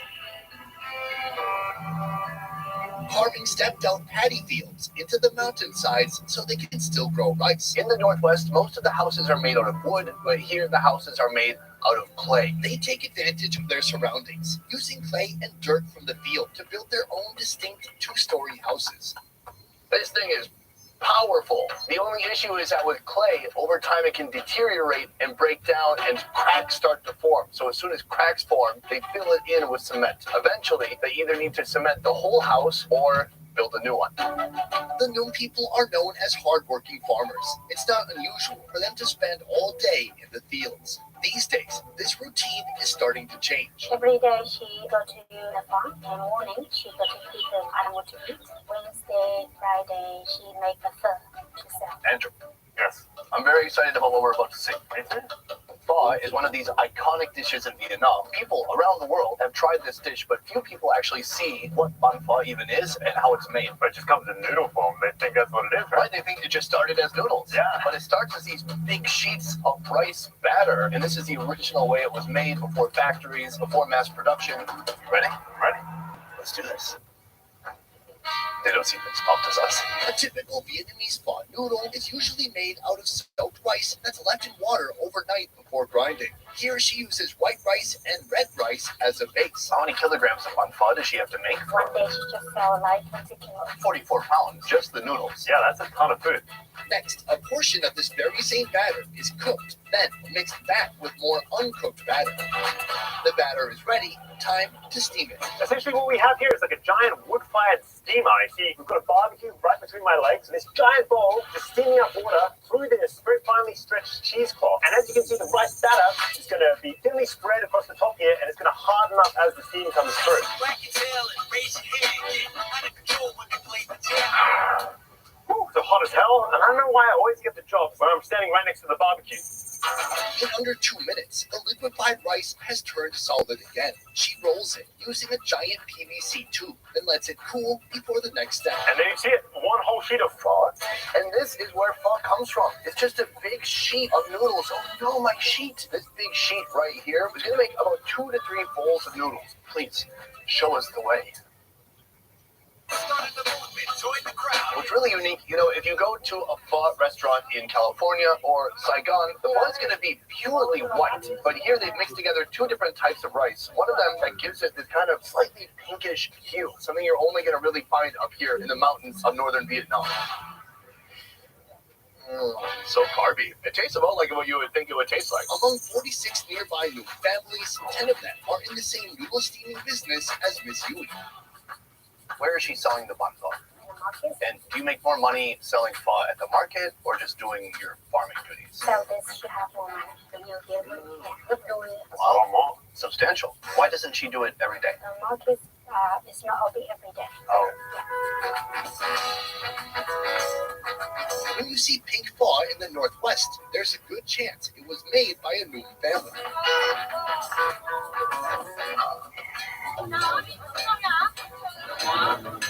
Andrew! Sonny! Hello! Hey! Whoa. Oh my god. Don't kill anybody. I'm trying my best to not. We're in the middle of Can Cow Market. It's just right on the street. You could buy a head of cabbage right from your vehicle. This is nuts. Do you think it's drive-through? Do you think we can order something? We should try it. This is the biggest cattle market in this region. A multitude of ethnic men and women from around this area gather here to trade not just cattle, but also common goods like clothing, plants, and of course, food. Can we get a cabbage, please? Am I? Come on, stop, guy. Okay, then it's 4,000. That's pretty cheap. Yeah, you can keep the change. You just bought a cabbage. Yeah, From the car. I like it. So the markets in this area kind of rotate. There's like a Sunday market, a Saturday market. So it's not like this every day. It's about once a week. But some of these vendors are just market hoppers. They'll go from city to city or street to street, hitting up different markets on different days of the week. In order to reserve this dining area year-round, Miss Yui pays a yearly sum of $20. While she sets up her restaurant, Andrew and I have something we have to check out. This market is actually famous for its buffalo pit. A buffalo pit? They are the highest ticket farm animal you can buy. Makes sense, big animal. So we're going to go to the buffalo market as soon as we can find a parking spot. Okay. Each Saturday, nearby villagers bring their buffalo here to sell. Depending on its health and age, the acquired buffalo can either be used as food or as a living tractor to help plow the fields. We're in a buffalo mosh pit, and you, ma'am, you're a buffalo seller. This lady has sold one buffalo already. Is this hers right here? Yes. Wow, so this is a albino. Is that still okay to say? But instead of selling her own cattle, she bought it from another farmer and will resell it here using her negotiation skills. Can we do a practice negotiation? Hello, I like your buffalo. I would like to buy it. How much are you offering it for? It's 32 million. Credit cards? No. No. What about Bitcoin? Bitcoin. Each of these buffalo will be sold for about $1,500. In the village, we have no ATM, so they only have cash. So people are rocking up to the market with thousands of dollars in cash. Yes. In the meantime, I'm told there is sometimes bullfighting even here in the market. Is that true? Yes, they have. Do they bet money? With money. And how do you know which buffalo won? Which buffalo run away is the losers. Oh, has this buffalo ever fought? No, the albino. These bulls require no provocation. Fighting is in their DNA, and it's even part of herd life in the wild. But even in the wild, There are two buffalo. There's one up here. There's one down there. one or both animals can wind up badly injured or dead. Oh, Oh no! Oh, boy. Oh, I don't think this is going as planned. Dude, this is right in someone's yard. Yeah, this isn't where we're supposed to go down. No, I think they were trying to conduct a buffalo fight, but the buffalo just did it on their own. Before any butting of heads, folks place small bets on who they believe the victor will be. It's over here. They're bringing it down right now. This is going down, dude. Oh no! Oh, dude, Look at the size of these things, man. Oh, man, he's powering it around. they didn't have to do anything. These buffalo wanted to fight. This doesn't seem like a great thing to do with your tractor. Like, you just spent a large amount of money on this giant creature, and now you're gonna let it go at it? Some blood. Oh, man, it's bleeding. It's true. No.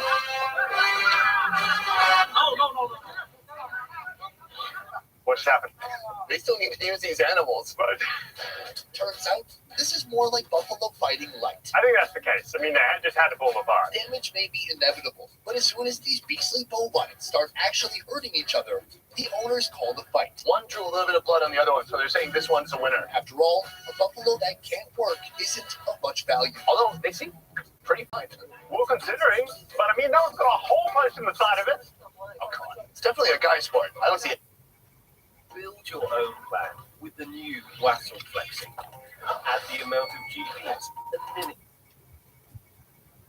Yeah, any women. Yeah, 100%. Guys around the world never disappoint. Kind of morons, right? We're all morons. Yeah. All this unnecessary violence has gotten me famished. Time to see what Miss Yui is up to. Good morning. Yeah. First for me, this is a dry pho. My first question, off the bat, why pig face? Typically, Vietnamese pho is proteined up with beef or chicken, but here she's combining her pink mountain noodles with pig face. This is like a special dish. The people like to eat this part. Early this morning, she purchased pork at the market and prepared it in her hillside diner kitchen. What is her favorite part of the pig face? The part of the chicken. Oh. It's really tender. Surprise. Pig is like the perfect food. You don't really have to add a lot to it. Yeah. That's tasty. When it's ready, she combines the noodles with peanuts, mint, basil, MSG, and some seasoning powder. Finally, top that with a combination of unusual meat cuts from an unusual meat part. I know that the color comes from the mixing types of rice, but why do they make it the pink color? Smell and a little bit of the taste, you can tell the white noodle are taste a little bit different. I think it does taste different. It has more of like a wholemeal type flavor as opposed to like, white bread versus full grain bread. I can see that. Picks up some flavor from the peanuts, Yeah. from the herbs, and you're supposed to be mixing a little bit of the meat in there too. Put that all together, you've got a little bit of fat, a little bit of carb, a little bit of protein, and that's all your macros. I mean,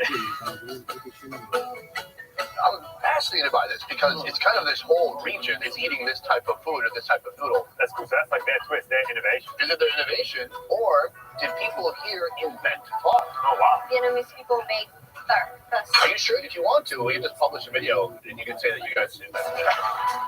Don't want to try the ice? Oh, Crazy. I thought that was a black olive eyeball. Do you have any eyeball in yours? She already eat. Cheers. Cheers. Go. Oh, A little bit of cornea in there. I like it a lot. generic porky flavor, just a different texture. It's all about the texture. Yeah.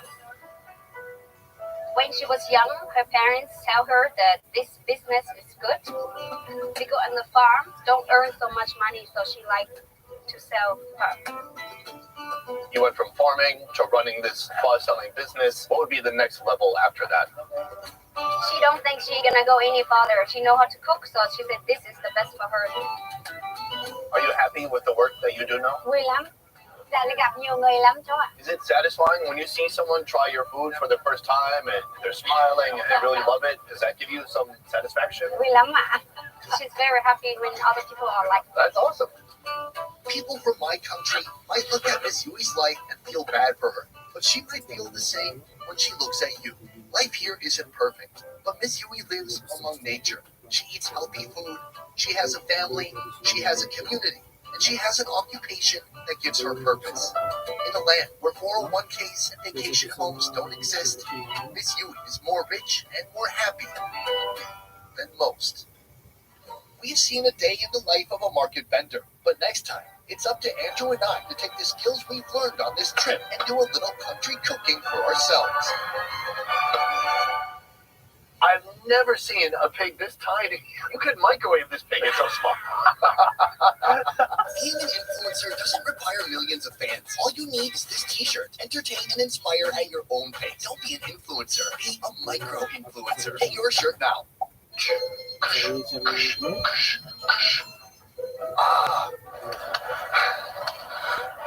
So here she has a two-handled knife and she just makes tiny, tiny little cuts. Repeat that 1,000 times and you've got 44 pounds of noodles to bring to the market.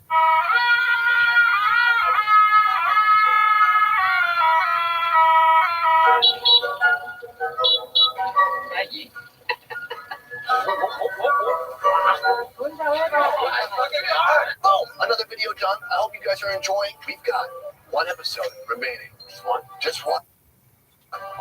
The fun is almost over. You can subscribe to Andrew's YouTube channel right here. Check out his videos and see what he's up to. Please do. Guys, that is it for this one. Thank you so much for watching. I will see you next time. You guys say it. You want me to say it? Yeah. Peace.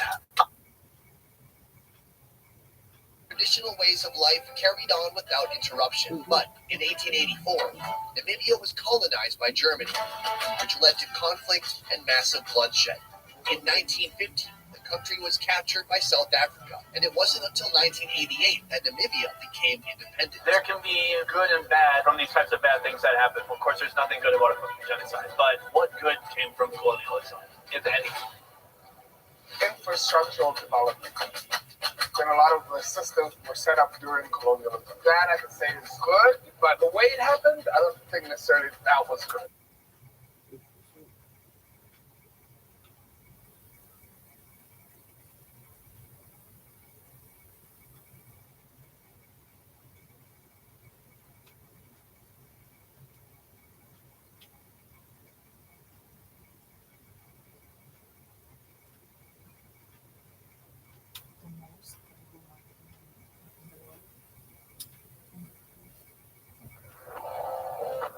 Sa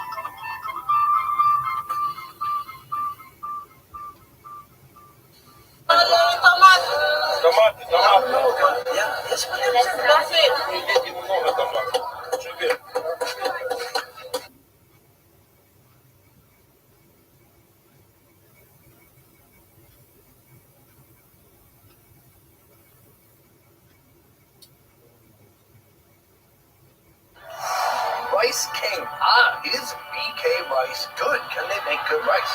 Oh, another fun food video where I copied Keith from Try Guys because we're running out of ideas during this pandemic. We've done a couple of these videos already. We ate everything from McDonald's in Vietnam. We ate everything from KFC in Vietnam. And today, It's all about Burger King. I've been a fan of Burger King for a long time. If I had to choose between a Big Mac or a Whopper, I'm a Whopper guy all day. But what about Burger King in Asia? Well, here, they have a menu completely different from the USA. So I've got the website put up here, and they have broken down their menu into different categories. First, something that I don't think you'll see in the USA, which I'm surprised about. You guys have fried chicken? I don't think you do. Here, chicken crispy, chicken flamin', chicken barbecue, and then different combinations of those. So that's the first huge difference you'll see in Asia, in Vietnam at least. Plenty of fried chicken on the menu. Turns out, no one cares about chickens. Even all the religions of the world, whether you're Muslim, Jewish, Christian, atheist, we can all agree. If you're getting in pork or beef, we might have some arguments. But chicken is the one food, the one animal. We can all hold hands, unite, and agree. We don't care if billions of you die each year. Rice King. A play on Burger King. This is great. This is what I like to see. For example, they literally have taken the patty from a burger, put it on top of rice, and they put 2 chicken nuggets on the side. This is what I love. They're like, I don't know, you guys like rice, right?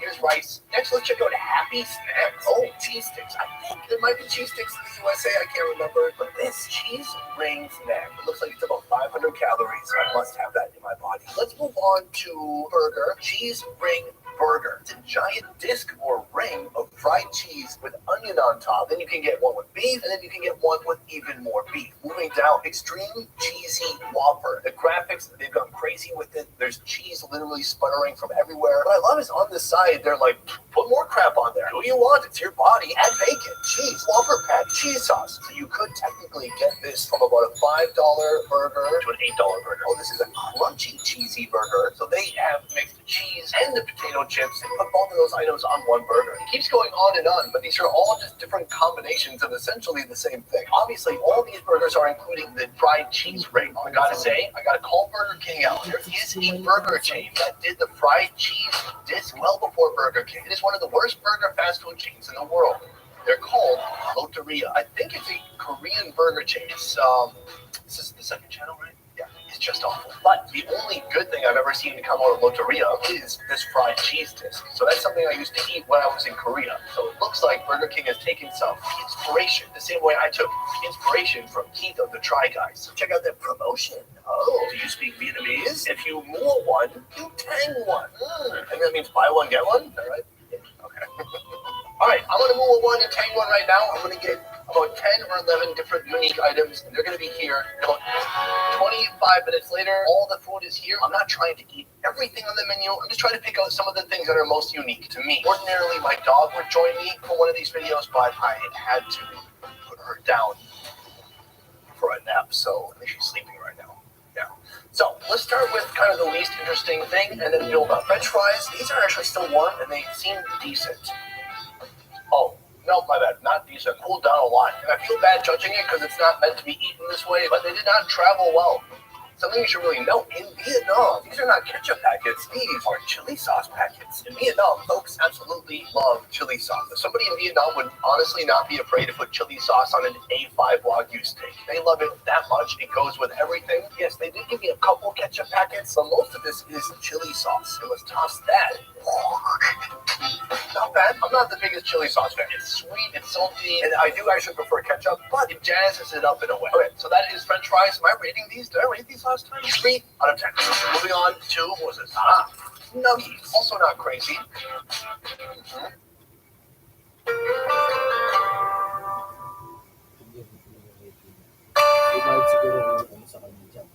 Crispy on the outside, got a little bit soggy, but it's not their fault. Very peppery, which you like to see. You guys are all familiar with the chicken nuggets, but I'm not sure in the US, do they have these? I mean, this is just actual pieces of fried chicken. That looks nice.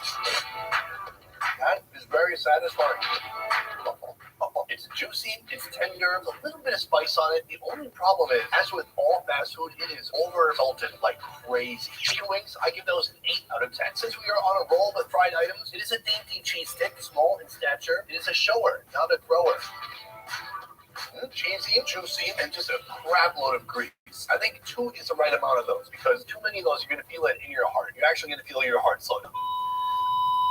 They taste good in the moment, and then I just feel so terribly bad afterwards. I gotta give them 5 out of 10. Now we have a boatload of burgers over here. We're gonna jump into the burgers As far as I can see, they're not properly labeled. It says Whopper Jr. with cheese, and then there's an X on it. So maybe it's not that. Like, I don't know your Burger King code, guys. Oh, no, this is something cheesy. This is one of the cheesy burgers. Let's take a look inside it. I have no idea what that is. It looks like a cheeseburger with extra cheese. I don't know what you are. It's a cheeseburger doused in this orangey sauce. So I don't know what that orangey sauce is supposed to be. It's a little spicy, very salty. Okay, cheeseburger thing with that sauce. I give it a 4 out of 10. It didn't make me happy. I'm gonna wash it down with a little bit of Milo, chocolate milk, with ice in it.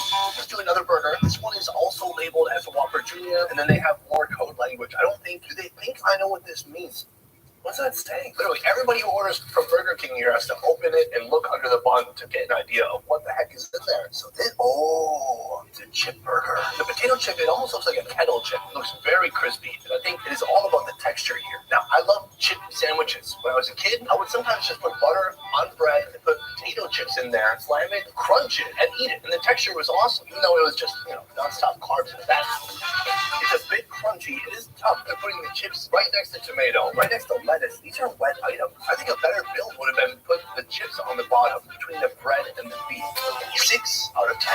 Right here, this one says fish. But is it really fish? Top cap? That is fish, actually. What I like here is that the fish is like a perfect little square on a circle bun. And here, they've slathered a little bit of mayo. A comforting crunch. The edges of this little fish disc are super fried, super crispy. There's a lot of texture there. A pretty decent fried little fish patty with some nice soft bread. So for the fish burger, 6.2 out of 10. Let's take a burger break and head over to here. This is nice. It's kind of like a barbecue burger without the bun. Instead, they just put a big pile of rice in the middle. All of that is covered with mayo, I believe. They're kind of pretending like this is gum top. When you eat broken rice, it usually has a pork steak that goes with it. I think they're trying to create that visual because it's something familiar to Vietnamese people. Let's jump into it. A pickle. Okay, a lone tomato. Try some of this rice.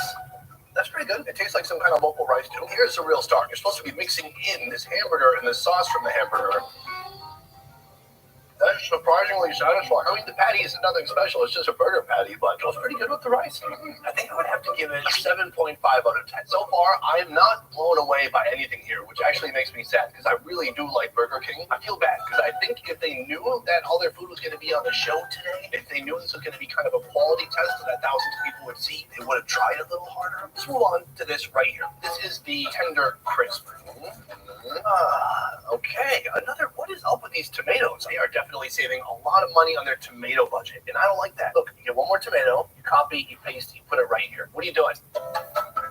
Maybe it needs to be eaten a little bit fresher. It's a little crispy on the outside, definitely tender and juicy on the inside. They nailed that part, and actually pretty spicy, a lot spicier than I expected. This is a chicken burger with a little bit more. It says Zimburger. I have no idea what to expect. Oh, that cheese ring? Okay, so this right.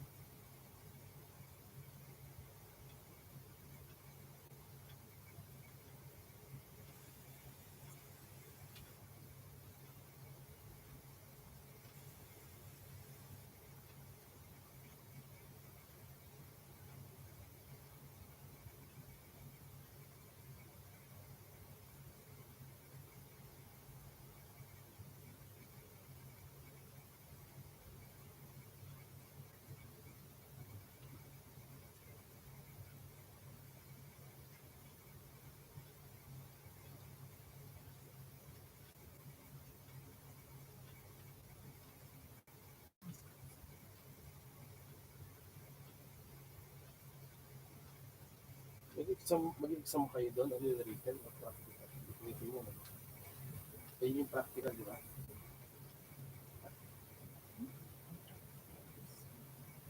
Yung test mo, yung pinag-aralan ko. Exam na yun. Sulat yun, sulat. Diba? Pero multiple choice. Diba? Pipili ka.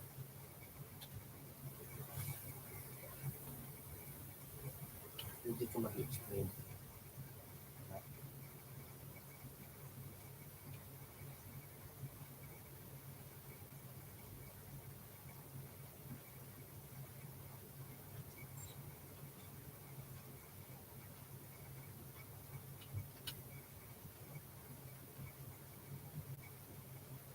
Have you ever gone to make a meal, but oh no, your oven stopped working? Well, have you ever considered cooking your dinner in the dishwasher? Or maybe you're craving a steak, but your stove's out of order. Well, how about using your toaster instead? Or perhaps you don't even have access to a kitchen. Not to worry, because with a hairdryer, apparently you can cook just about anything. It may sound like I've finally lost the plot, but trust me, I'm about to show you some hilarious, inventive, and downright weird ways of cooking food that actually work.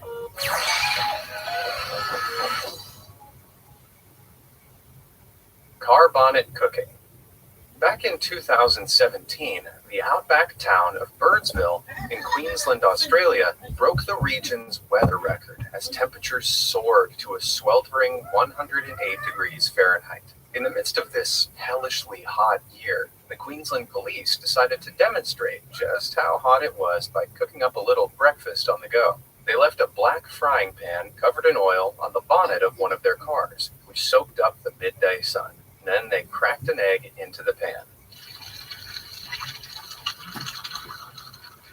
Ooh, just listen to it fry. Now, eggs have to reach about 158 degrees Fahrenheit for the proteins inside to denature and coagulate, or in less sciencey terms, cook. So how did the pan get almost 50 degrees hotter than the ambient air temperature? Well, the metal in frying pans is very good at conducting and retaining heat. The black coloring also helps the pan absorb more of the sun's radiation instead of reflecting it away, raising its temperature to the point where the egg cooks. But it appears the pan was left out in the hot sun for so long that the policeman could only gingerly hold the plastic handle.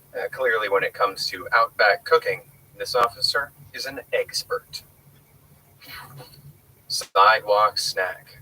If you thought Australia was hot, then you'll probably think Arizona, USA is pure hell. In June 2010, summertime temperatures in the town of Florence reached a roasting 117 degrees Fahrenheit. It was then that YouTuber Maddie Lewis decided to record just how hot the sun was making sidewalks by cracking an egg on one of them.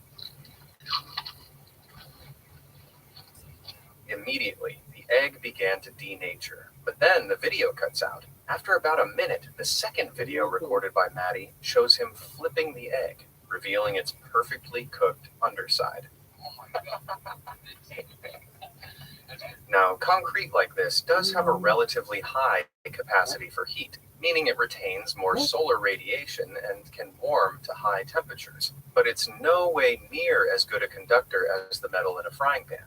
The Library of Congress claims that while it is theoretically possible for a sidewalk to reach egg cooking temperatures, it would need to be much, much hotter than 117 degrees. With this in mind, another closer look at the video reveals what looks like At Lancaster New City, it's always a beautiful day to make family wishes come. brown scorch marks on the ground. Could it be that this guy used some sort of blowtorch to heat up the sidewalk and get the egg to convincingly cook? Or maybe it genuinely had gotten hot enough to fry an egg? How do you think he did it? Let me know down in the comments. Dashboard baking.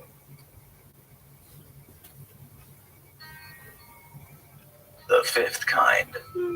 I've been a preacher for more than 30 years. I've studied and taught through the book of Genesis many, many times in churches all around the world. And I've trained pastors in the skills of interpreting text. You translate Elohim in the plural, it all makes sense. But what we actually have is a conflict among the sky people, among the powerful ones, over how intelligent the human species is to be. Listen to the Efik people of Nigeria. They have the story of Abasi and Tai, who are very worried that their ability to govern over the human population will be very diminished by the progress humanity is making. And in that story, they release devices into the environment that will diminish the mental health and mental acuity of the human beings. It's curious, isn't it, that the creation of the female of the species is an afterthought. That's how it appears in the way the story is translated at the moment. There's a pattern here that you can find in other ancestral narratives. The pattern is this, that we begin with a society of all males. So that's not a species, that's what we would call clones, each directly, genetically engineered. Go to the book of Revelation, and there's a verse there that talks about a dragon being cast out of heaven. And it says that dragon is clearly the bad guy. Is that ancient serpent, the one known as Satan or the devil? All of a sudden there's this equation of, well, I only know of one serpent in the Bible, that's the one in Genesis 3, so it must be the devil. But that really is not the correct equation at all. The Bible is full of serpents. And that text in Revelation reminds us that by serpent, it means dragon. This video will premiere this Friday. Follow the links in the description below. To watch this now and ad-free, visit fifthkind.tv and join our VIP premium members.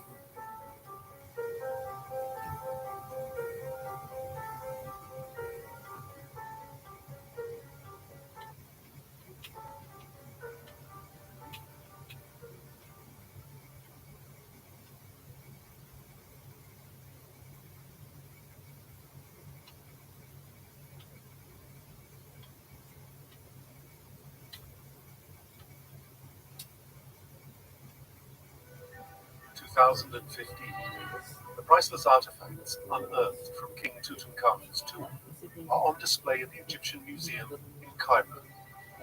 Amongst them, an unusual dagger, unlike any other in the collection. The dagger itself has a golden handle with delicate geometric designs and a beautiful golden sheath. But it's not the design that's so special, it's what it's made of.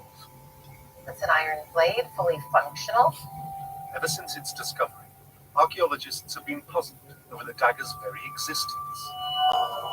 Iron seems so commonplace to us, but for the ancient Egyptians, iron was quite a rarity.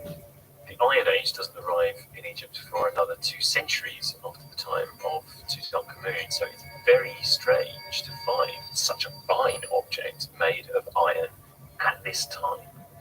A clue to the dagger's origins surfaces in an ancient text, a piece of hieroglyphic writing that points to the heavens. They found a phrase which seemed to read iron from the sky. Experts are unsure what the hieroglyphs mean. Can modern technology help pinpoint the source of the metal? Scientists investigate the chemical makeup of the blade itself. The dagger is tested using X-ray fluorescence spectrometry, which is a newly developed technique. Analysis of the results point to a surprising source. The equipment shows that the composition of the iron in the dagger is of iron, but also nickel and cobalt, in exactly the combination that matches the database record for meteoric iron. Iron from inside a meteorite.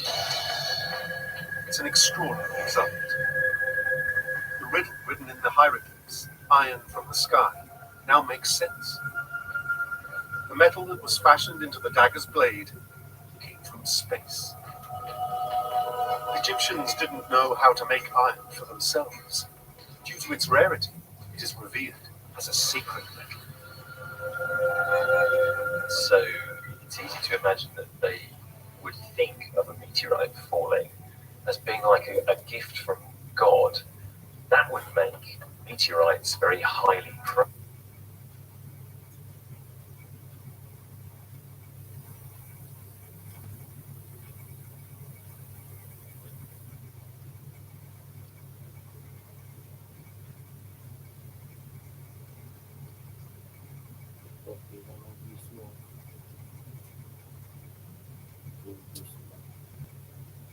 These streets behind me are home to the largest Filipino community in all of Europe, but despite that, it's still a real hidden gem. Welcome to London's Little Manila.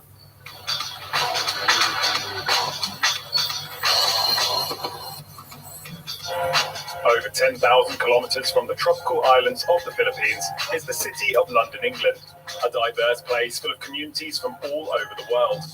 You have well-known tourist hotspots like Chinatown, but even the most local of Londoner would struggle to find Little Manila. And while it's not obviously signposted, this is a place where you can find packed Pinoy supermarkets, delicious Filipino food, and of course, the Philippines' answer to Ronald McDonald. But first, we had to find it. Back in 2019, me and my girlfriend Emma spent 2 months exploring the islands of the Philippines, and we really fell in love with the food and the culture, so we were excited to find a slice of island life slightly closer to home. And it turns out that London's Little Manila is hidden within a very busy and well-known part of town. Hello and welcome to Earl's Court in the west of London. And on first impressions, I've got to say, there's not a whole lot here that reminds me of the Philippines. In fact, just walking down the main streets, it kind of reminds me of any other part of London with all the usual chain restaurants and shops. But I've been told, if you look a little bit closer, this area has some features that are uniquely Filipino, especially when it comes to food. Let's check it out. While it might not have the lavish decorations of a Chinatown, Earl's Court's Filipino connections go back a fairly long way. In the 1970s, the UK government encouraged Filipinos to move over to London to find housekeeping work, and by the 1980s, there are around 18,000 Filipinos living in the UK, compared to 2021, where there's now 200,000 and counting. And the vast majority of that population started by settling in the Earl's Court area, mainly due to its lower cost of living and great transport links to the rest of London. Over the years, the UK has become reliant on Filipino workers to fill critical gaps in the National Health Service, especially when it comes to nurses working on the front line, with over 20,000 Filipinos taking on vital roles around the country, including a nurse called May Parsons, who in front of the world's media was the first nurse in the world to administer a coronavirus vaccine. But despite that exposure, this community is still pretty unknown to the nation as a whole. For our first stop, we headed to Kamayan sa Earl's Court, a little Filipino restaurant with a huge Filipino menu, to get an authentic taste of some classic food. This is going to be the first Filipino food I've had since I was actually in the Philippines 2 years ago, so this is very exciting. I think it's safe to say that a lot of people in the UK don't know a whole lot about Filipino food and culture, which is a bit strange because we have Indian, Chinese and Thai restaurants in almost every English town, and Filipino is much rarer to see. So the food has arrived. This is a chicken adobo, which is an absolute classic of a Filipino dish. This one's come wrapped in a banana leaf, which is called a binalot, which means to wrap. And if we open it up,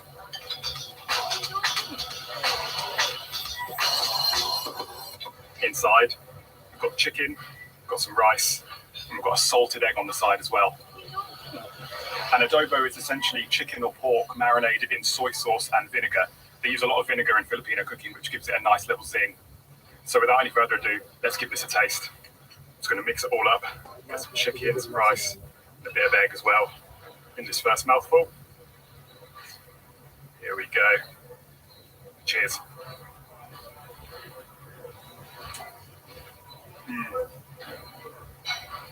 That is really nice. Honestly, takes me straight back to the islands. I imagine it's the same for Filipinos living in London. You know, you can come somewhere like this, you have some chicken adobo, takes you straight back home.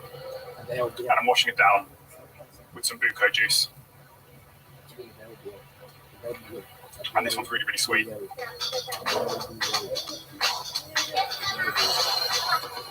What have you got there?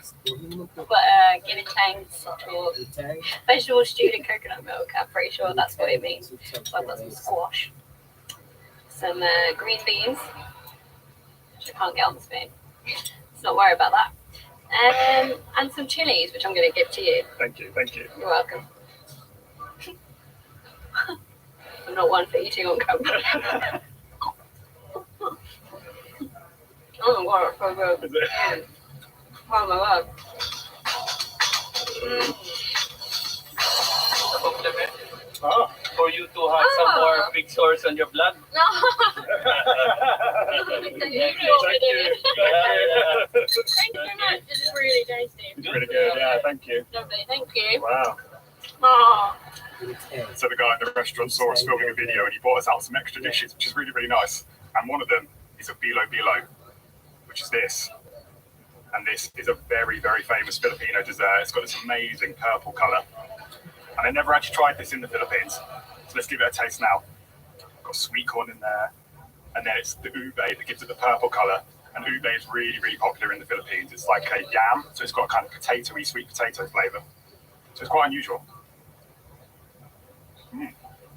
It's warm. It tastes kind of like a rice pudding. That's really nice. Very satisfying. It might seem weird that there's sweet corn in there, along with all the sweet stuff, but it tastes really good. Wow. I think there must be like rice balls, and that's obviously what gives it that rice pudding flavour. Really good.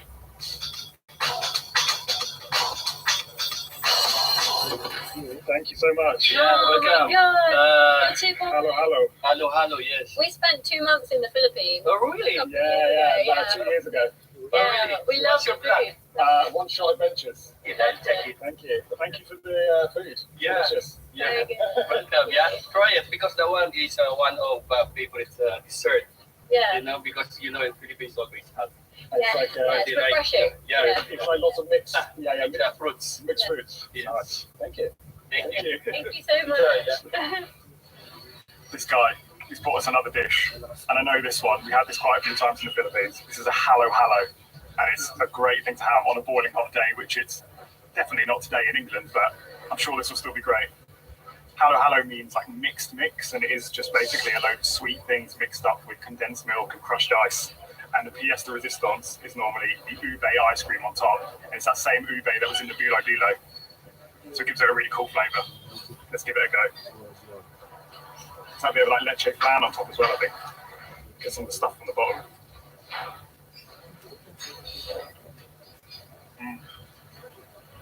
It's so sweet. And that ube ice cream. Love it, love it.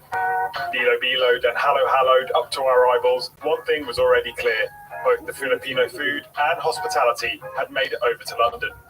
Right alongside the Kamayan restaurant is another restaurant called Lutong Pinoy, and just across the road is the first of 3 Pinoy supermarkets in the area. Tindahang Pinoy had some fresh items outside, including ubes, and classic baked goods like ensamadas. And the inside was filled to the brim with sauces, jarred goods, and snacks imported from the Philippines.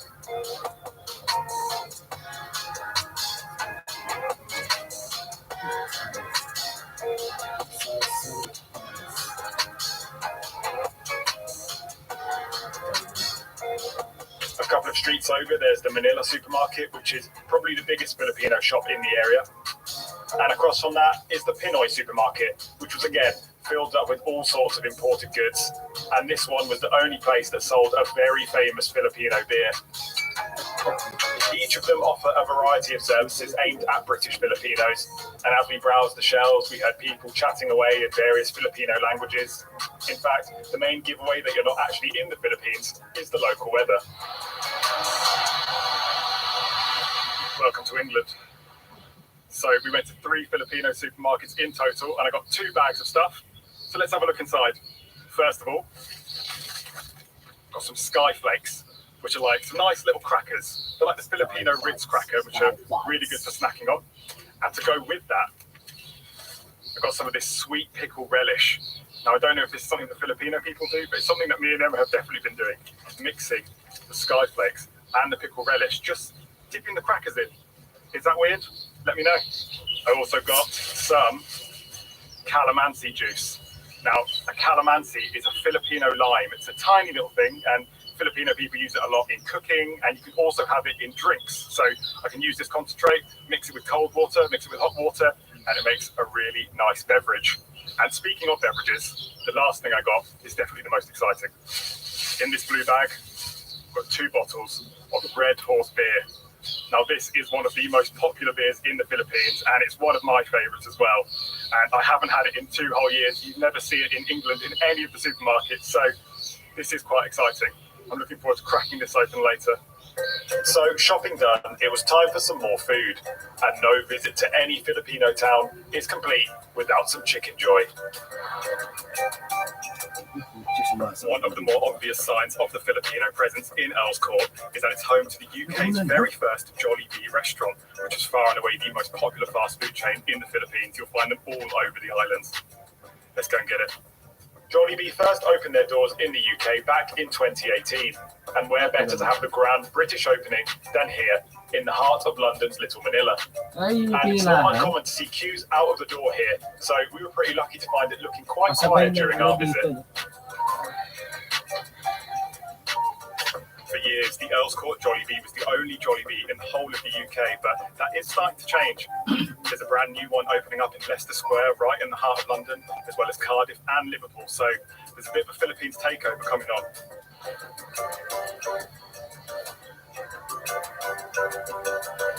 Bring back some memories. I honestly feel like I could be in the Philippines right now. If you don't look outside. Yeah, if I ignore the fact that I'm wearing a coat and I'm carrying an umbrella.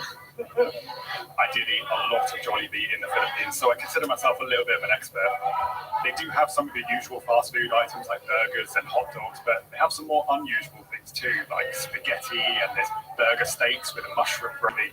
But I'm getting the absolute classic that you have to get when you come to Jollibee, and that is Chicken Joy, which is the famous fried chicken. So I've gone for the 3-piece with rice and, of course, gravy on the side. Oh, it's good. So let's give British Chicken Joy a taste and see if it's as good as the Philippines.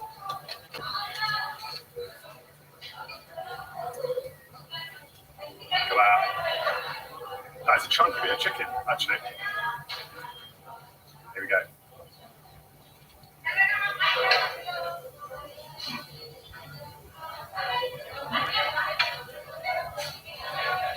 That is very nice. Lovely crunchy batter, tender chicken inside, nice flavour. Let's dip a bit of it in the gravy as well.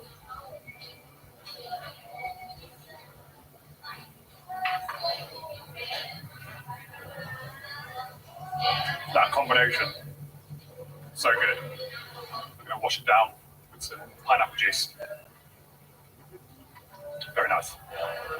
So the verdict. It's not quite as good as the Philippines version, but it's still really, really good. Better than most chicken restaurants in England. One thing that is a shame is that they don't do the spicy option here. In the Philippines, you can get the Chicken Joy with like a spicy seasoning on top. They don't do that here. I'm still quite impressed. So while Earl's Court might not look anything like the Philippines, its streets are undeniably fused with that unique Filipino culture. And if you know where to look, it's a real throwback to those friendly islands over 6,000 miles away. One thing that definitely surprised me today is that it seems that the Filipino hospitality has made it all the way to London from the Philippines, especially. This is a land where resilience grows, where companies who have put their faith in us know they're on firm ground. I never knew I'd be at a place in my life where I'm eating fried chicken intestines and comparing it to calamari, but here I am. Today we're in Quiapo Market in Manila, Philippines. Okay, cool. How long have you worked here providing delicious street food to people? I've been there for almost, I guess, 2 years. Can I have some quack and some of this, please? I'm starving right now. This is my first dish for today. So when you eat the quack, it should be a little crunchy on the inside, right? Definitely. It's kind of really crunchy. You're gonna fry this up? Oh, there's a lot going on in there. Let me introduce you to the fry lady. Hi, fry lady. You're killing it. Can I get a pound? Yeah, all day. What you know about that fry life? To start off the day, we're getting a little bit of quack. The quail eggs that have been wrapped into orange batter and fried, and then oh, so fast, so efficient. Look at that. Does anybody eat the food here just plain, without any sauce? Yeah, no. It's not complete without the sauce. You've got to get that vinegar on there. Definitely, the sauce is my favorite. What's most important is you want to put vinegar on everything. Bam. Lots of vinegar. And then a little chili sauce, eh? This looks intense. I'm not the most spicy, lovingest person. I can handle spice, but generally in life, I'm not trying to prove anything to anyone. I don't want to have food that's burning my face off. I just want to enjoy my food, okay? Oh. I was pretending at first, but this is actually really good. I cannot talk about the vinegar enough. It is so important. Did you make this vinegar? Dang, this is swimming in vinegar. And that's what you want. Nice and crispy on the outside, a little bit of egg in the inside, and just enough yolk. We have a large ball of batter that's been fried with bits of veggies inside and soaked in tons of vinegar and a little bit of chili sauce.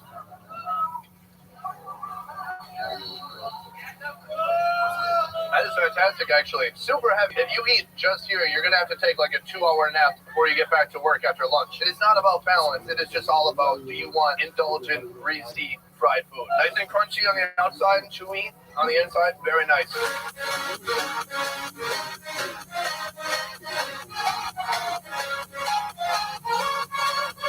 The most fun part about shooting in this market is that everybody's looking at us like, what the hell is this guy doing? How do you say hello in Tagalog? Hello. Hi. Okay. Fish balls?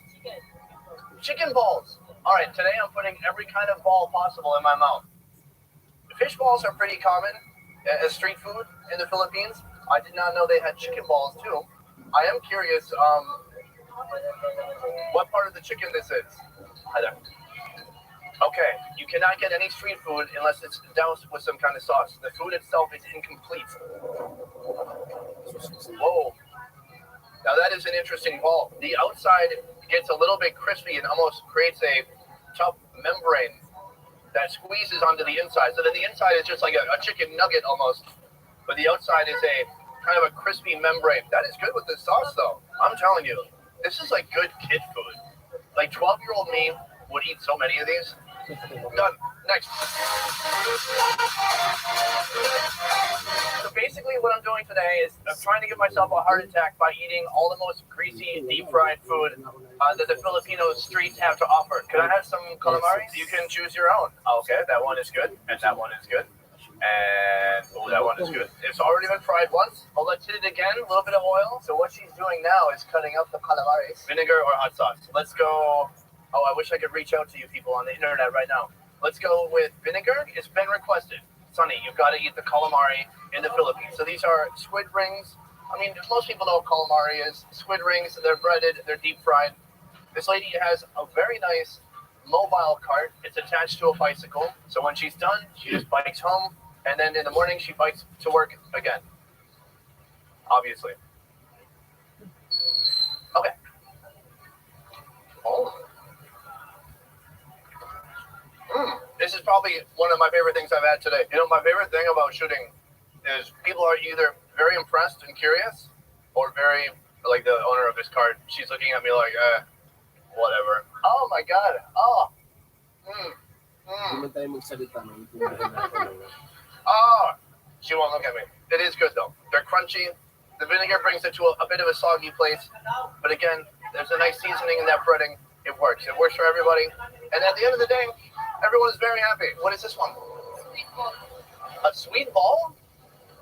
Can I have this? You know what? We're going to knock out every type of ball the Philippines has today. Salamat. I think she's starting to like me. She's coming around.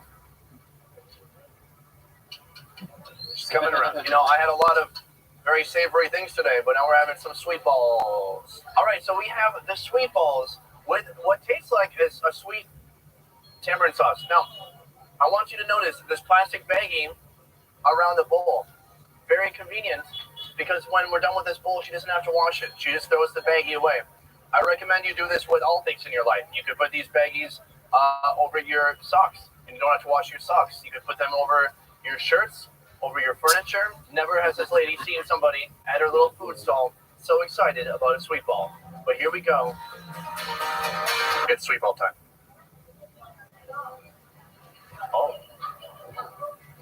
Oh, I have no idea what's happening. It tastes like a fried piece of bread and then put some kind of syrupy tamarind sauce on it. It's a hot day. You're in the Philippines. You want a snack that's a little bit savory and a little bit sweet and shaped like a ball. Most importantly, come and get some sweet balls. You know, it's not every day that we see real-life heroes walking among us, and I am not talking about Superman. I am not talking about Batman. I am talking about the fried Isaw man.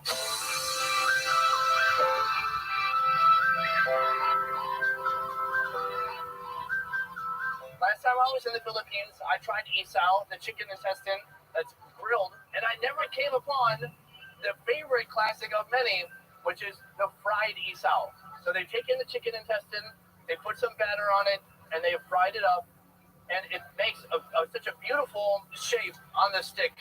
I have no idea what to expect. I know it's going to be a little meaty and then a little crunchy. Oh, it is about 1,000 degrees out here. It is the perfect time to be eating some fried isaw. Step one, I'm going to have to dip it in this vinegar. This is what you do. You can dip one time, and that is it. You get one shot. If you go back to double dip, they will have your head. You'll be ostracized from the community, and generally people will just not be a fan of it. That's the worst part. Okay, so here we go. Fried isaw with a little bit of vinegar. Oh, it's so yummy. It comes right off. I thought it would like stretch. You don't taste any of the intestine flavor. It's just crunchy and then chewy on the inside. It's a lot like calamari. I never knew I'd be at a place in my life where I'm eating fried chicken intestines and comparing it to calamari, but here I am. It's pretty dang good.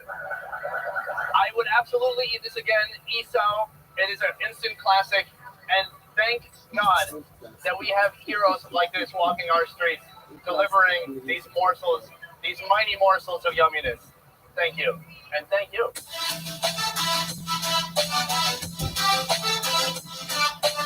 After a long day of eating a lot of fried food, including many varieties of balls, I like to settle my stomach with a nice dessert that is also fried. And so what we have here is a couple of nice tasty treats. We have fried banana, and we have here what I believe is called doron, which is banana, and it is wrapped with some rice paper and fried, right? And then there's a sweet sauce on the outside. I definitely want to try some of that.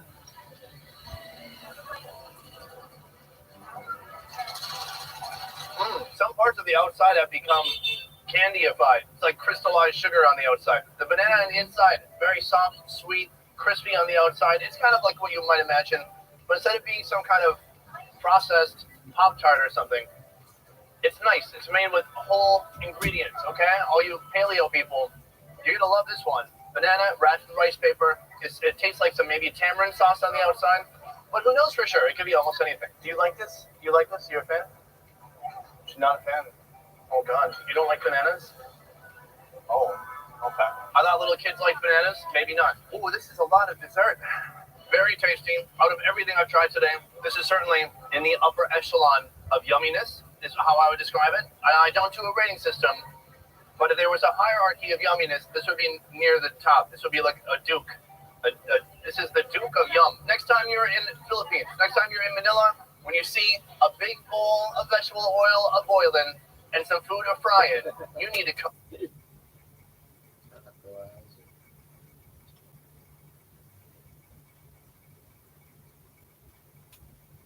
Tama lang to, yung $100 is equals to 5,000, tapos isang buong balik-balikan ka. Ano? Siyempre.